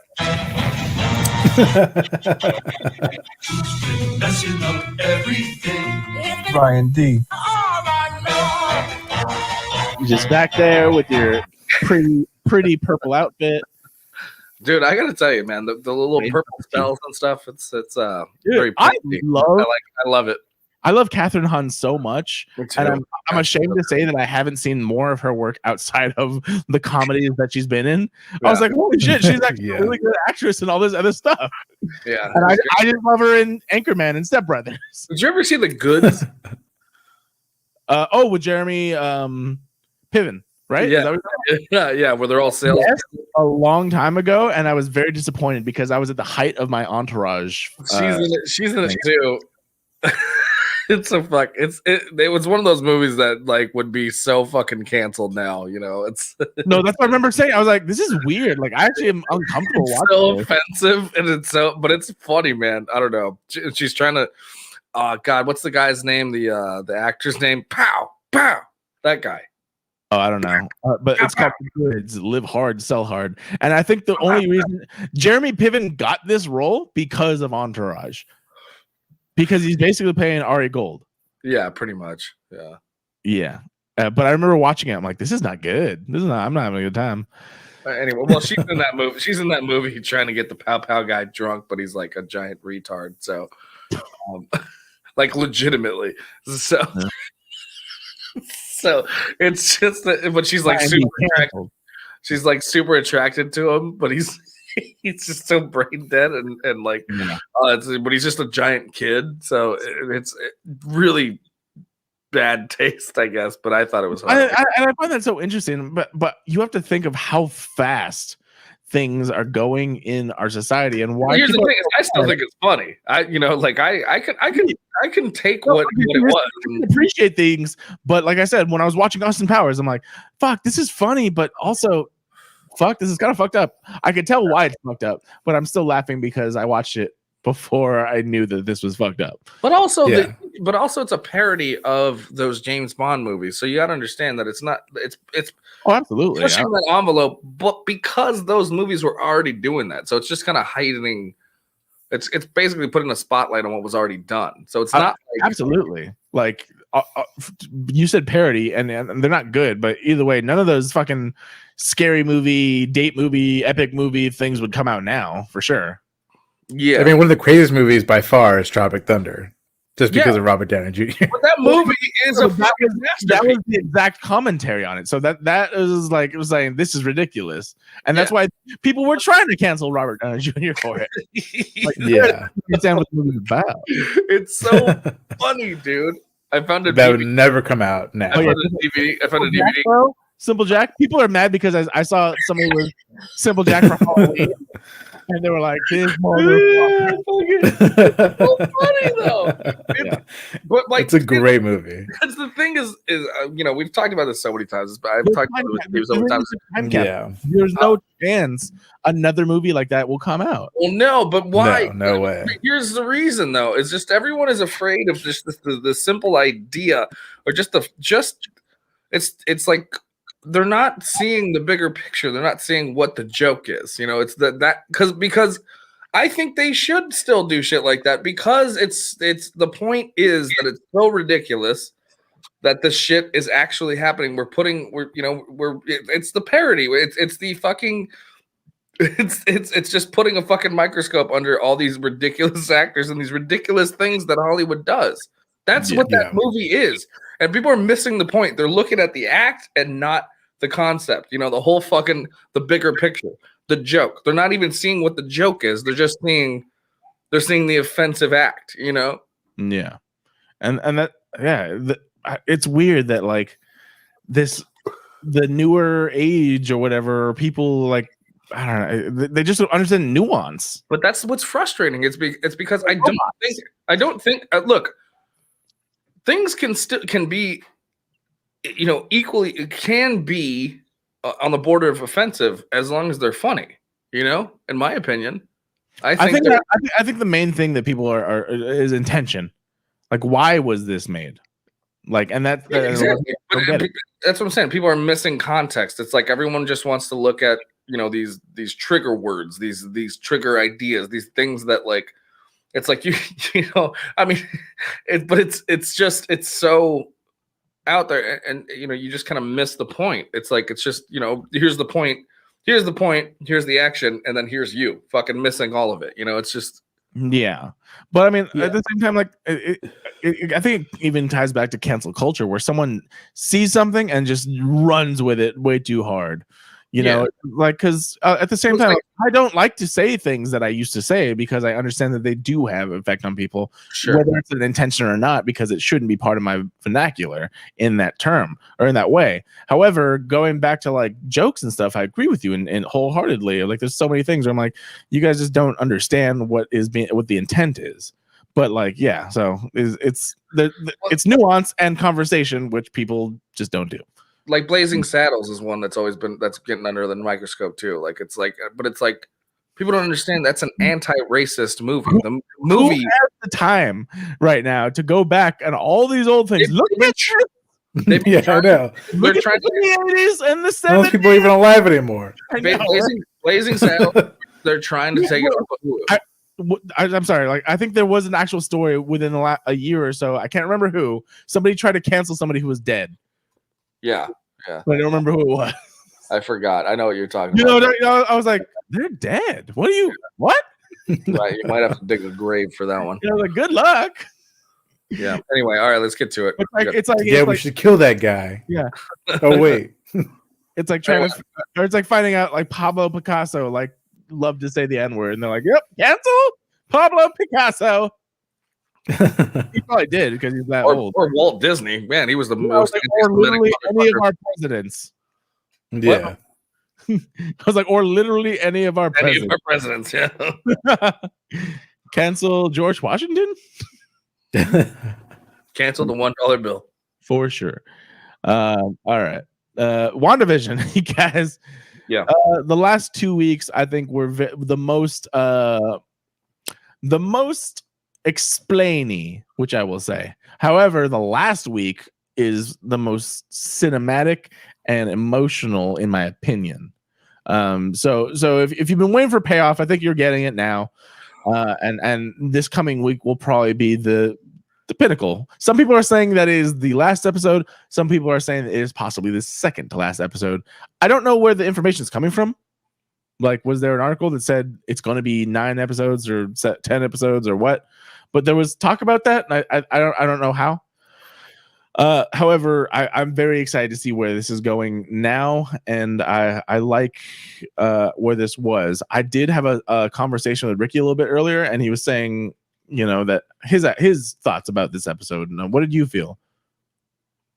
Me? Yeah, so I mean, no, I kind of called it like a filler episode because I still do this. I look at Ricky's picture on my monitor, thinking like I'm making eye contact with you. Yeah, no, I know you were trying to. Yeah, no, I called it a filler episode, but mostly because just because this goes into the backstory of Wanda, which was good. I'm not kind of knocking any of that. But it's more of an information like, we've heard of before and we kind of seen. I mean, we got new information, obviously, but it's information that I've also kind of feel like I could have gone like we got like the snippets of her, like, you know, a bomb came into you know, their house as they were kids. Yeah, the Star which we got in Age of Ultron. Ultron, yeah. Yeah. And you know, and her, you know, being changed by the reality stone. Mind stone, sorry. It would make sense. Red, but no. Yeah, the Mind Stone. So it's like, you know, kind of things that like I didn't, you know, I feel like I could have lived without, you know, having more explanation to it. But then we got the fact that, you know, it seems like she was a witch or had at least some powers before this, obviously, because she, as they're in the house with the Stark bomb, Agatha tells her that she used a probability spell, and that's what caused the bomb not to go off. Yeah. So she obviously had these powers before that were just amplified when she was in with the fucking Hydra. But then we get, you know, the great things as, like, you know, like all the fucking WandaVision, we get, you know, the last fucking 10 seconds of the show is like one of the best parts of it, where we see a White Vision. Yeah. So yeah, I mean, like, I kind of called it a filler episode just because, you know, I feel like it was a lot of information that I didn't really feel like we definitely needed more information on, but, you know, I want more of the backstory with, you know, what's going on with Maria, and, you know, all the stuff going on with Sword, and you know, where the fuck was Kat Dennings at? Stuff like that. Ricky and I are very concerned about where Kat Dennings is. Yeah, mostly Chi-Chi's though, but I understand. And her butt in those amazing pants. What, dude? When they cut to her in her circus outfit, I was like, that doesn't reveal anything, but because of Kat Dennings and how she's shaped, I'm like, that is amazing. Yeah. It's art. We need more of that. We need more of that. I want to and Kat Dennings spinoff, but I will be in the circus outfit. Yeah. Yeah. So I called it a filler episode, but I mean, I going back and kind of thinking about it now, I kind of take that back as well. I wouldn't call it a filler episode. I would just, because there was a lot of stuff that we got out of it that, you know, filler episodes to me are like things that don't have big. I mean, we there was a lot of bombs dropped, no pun intended, on this episode. Bro, I'm starting this movement. Intend your pun. Okay, pun intended. There's a lot of bombs dropped.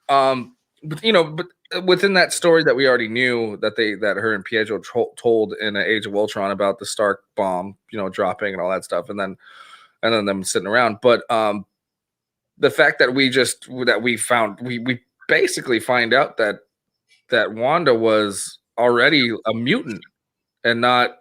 We think she was a witch. Yeah, she had witch power. She had witch power. Whatever. I mean, she already had powers. So I mean, in this MCU, like this could be finally our bridge, right? Like, no, I totally agree with that. I just for the sake of the fact that they didn't say the word yet, I'm like, okay. They fucking threw away the whole fake Pietro thing as just being in her eyes and ears. This was my least. That was my least favorite part of this whole series, that they went with the whole, this stunt casting was just that. Stunt casting. Yeah. It has zero anything. And I'm like, at least that's what they say, but I'm like, that was not nice. You guys? Yeah, like, why would you go with him? Literally anybody else. God damn it. People, I guarantee people spent hours fucking deep fucking digging into it just because. Absolutely. For sure. I mean, new rock stars, obviously. They were like, absolutely. Yeah, they talked about it. I would not want Eric Voss's job at all. Yeah. How did you fucking jump there? That's amazing. It's just like, he's like, look at it, enhance, zoom in. Good look. Look at this. Look at the window. Look at the mirror in the back. Look at the mirror. What does that mean? I don't know. Well, in that new Rockstars episode, he does point out that Pietro's everything he says. Yeah, he's like kind of he's kind of upset with.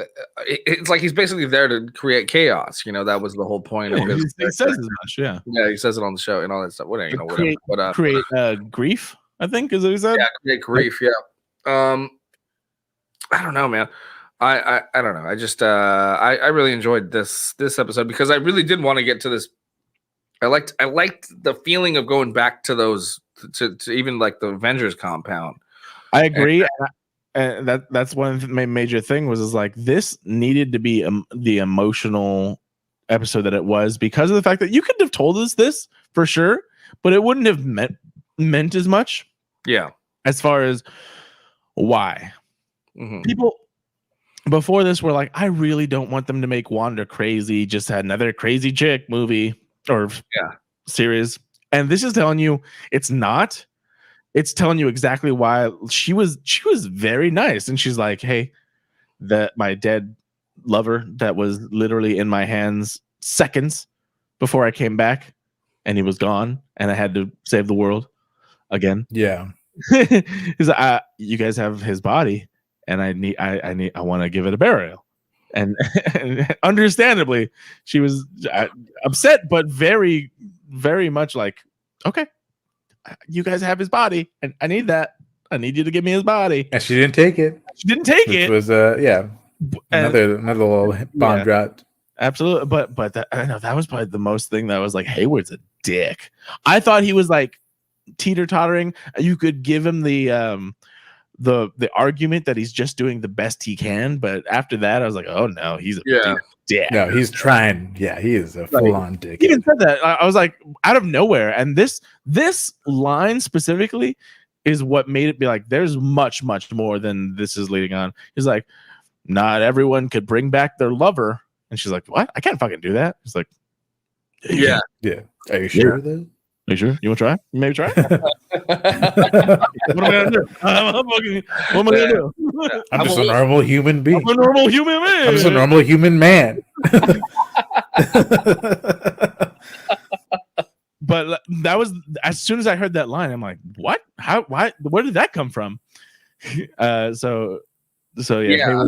I don't know if you guys watched the new Rockstar. I mean, this is so obviously we're just gonna paraphrase what new Rockstar is doing. The thing is, like, okay, so I like to tell you what I feel during the episode, and yes, it is confirmed and elaborated on in a lot of these videos, and I disagree with a lot of their stuff. I just use them as like, okay, so I'm not the only one with these thoughts. Yeah. And that's why, because of that, I see that as a reinforcement of what I've already thought about. So I'm not like, so because certain people said this is my thought. I'm like, no, as soon as he said that during the episode, I was like, brr, and then somebody else also went, brr.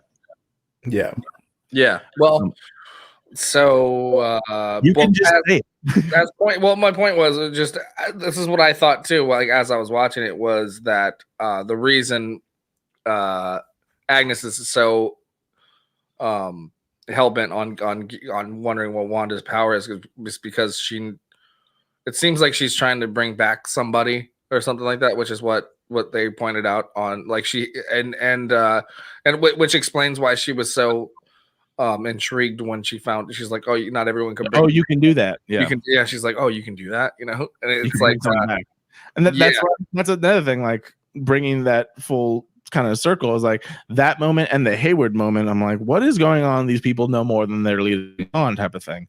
Yeah. Very interesting. And because up until that point, Wanda had no idea what she could do as far as that goes.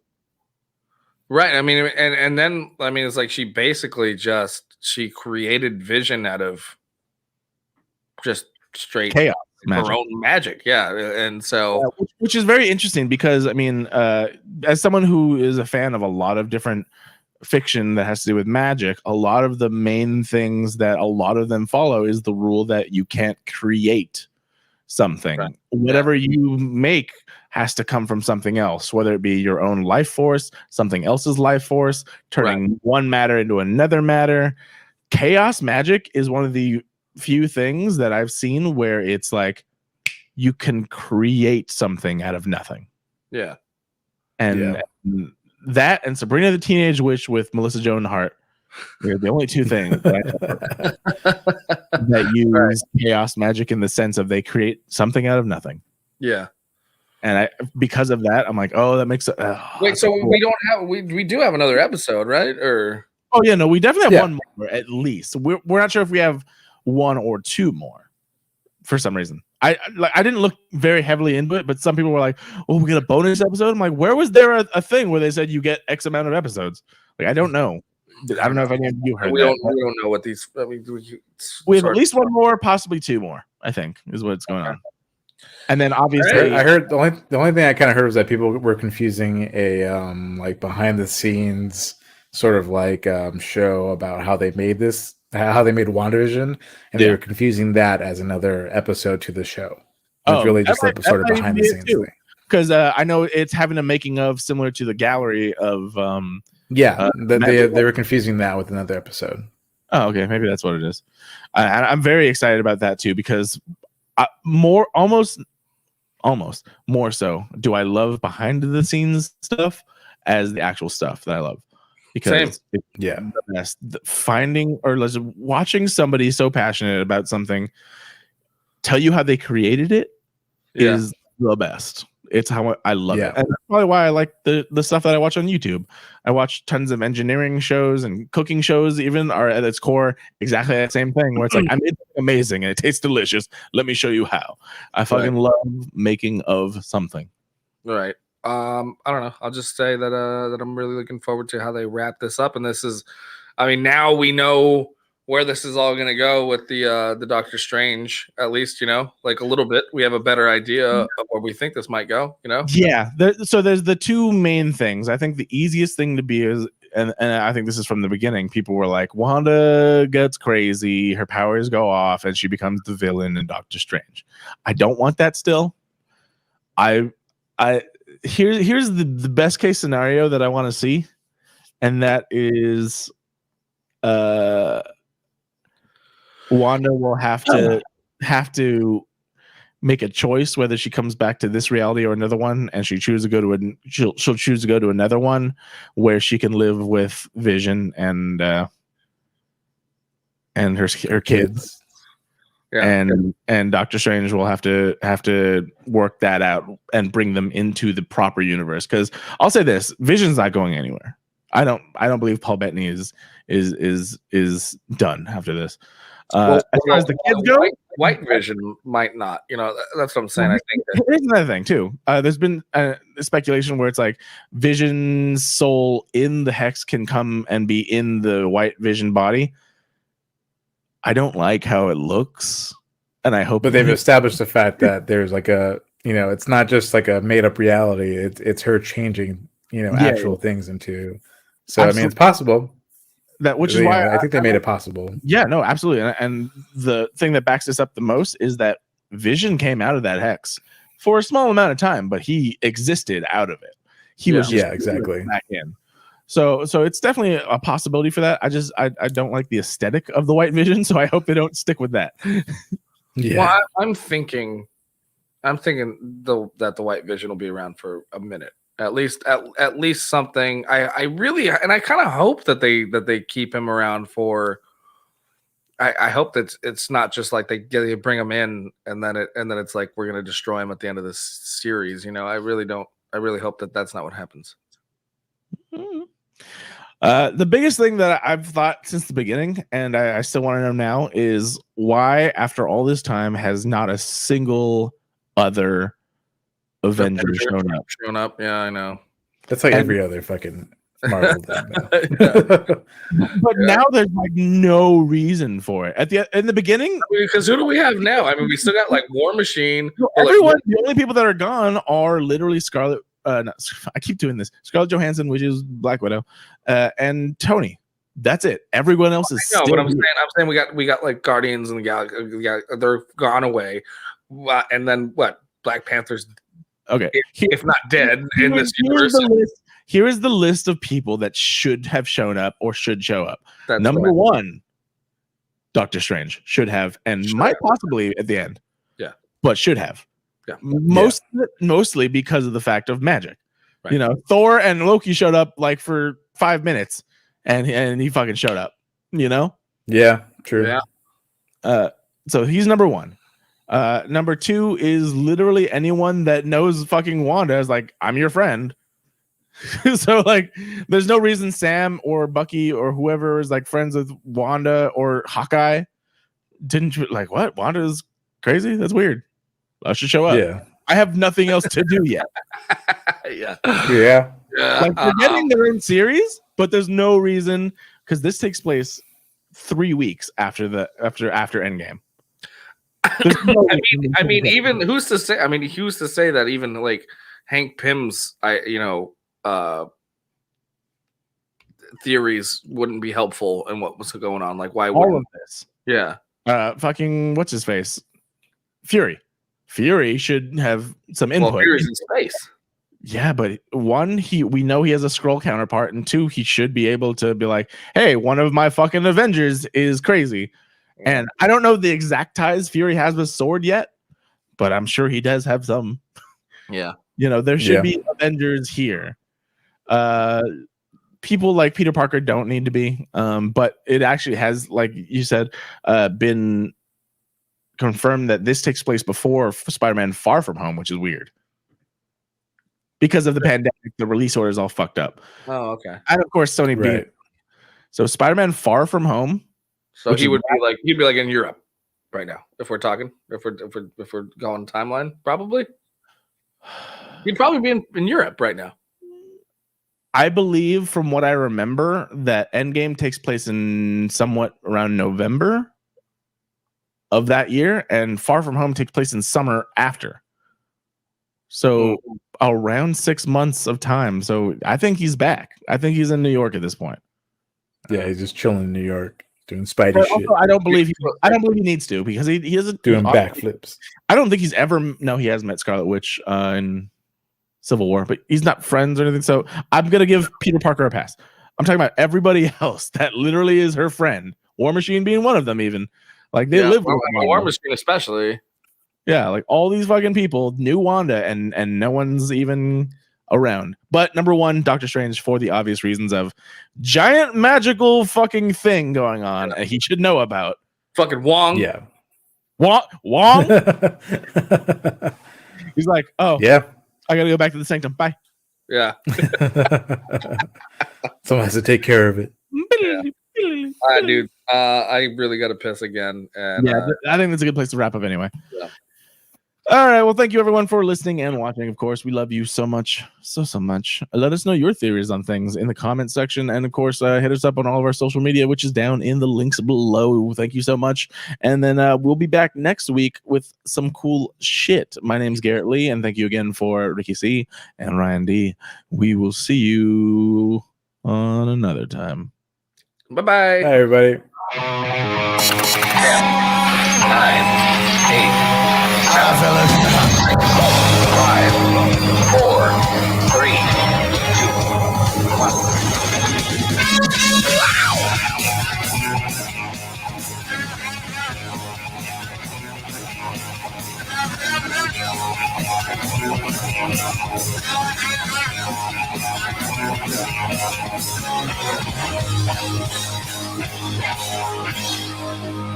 Hit it already!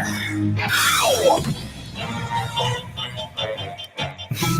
That's everything. Ryan D.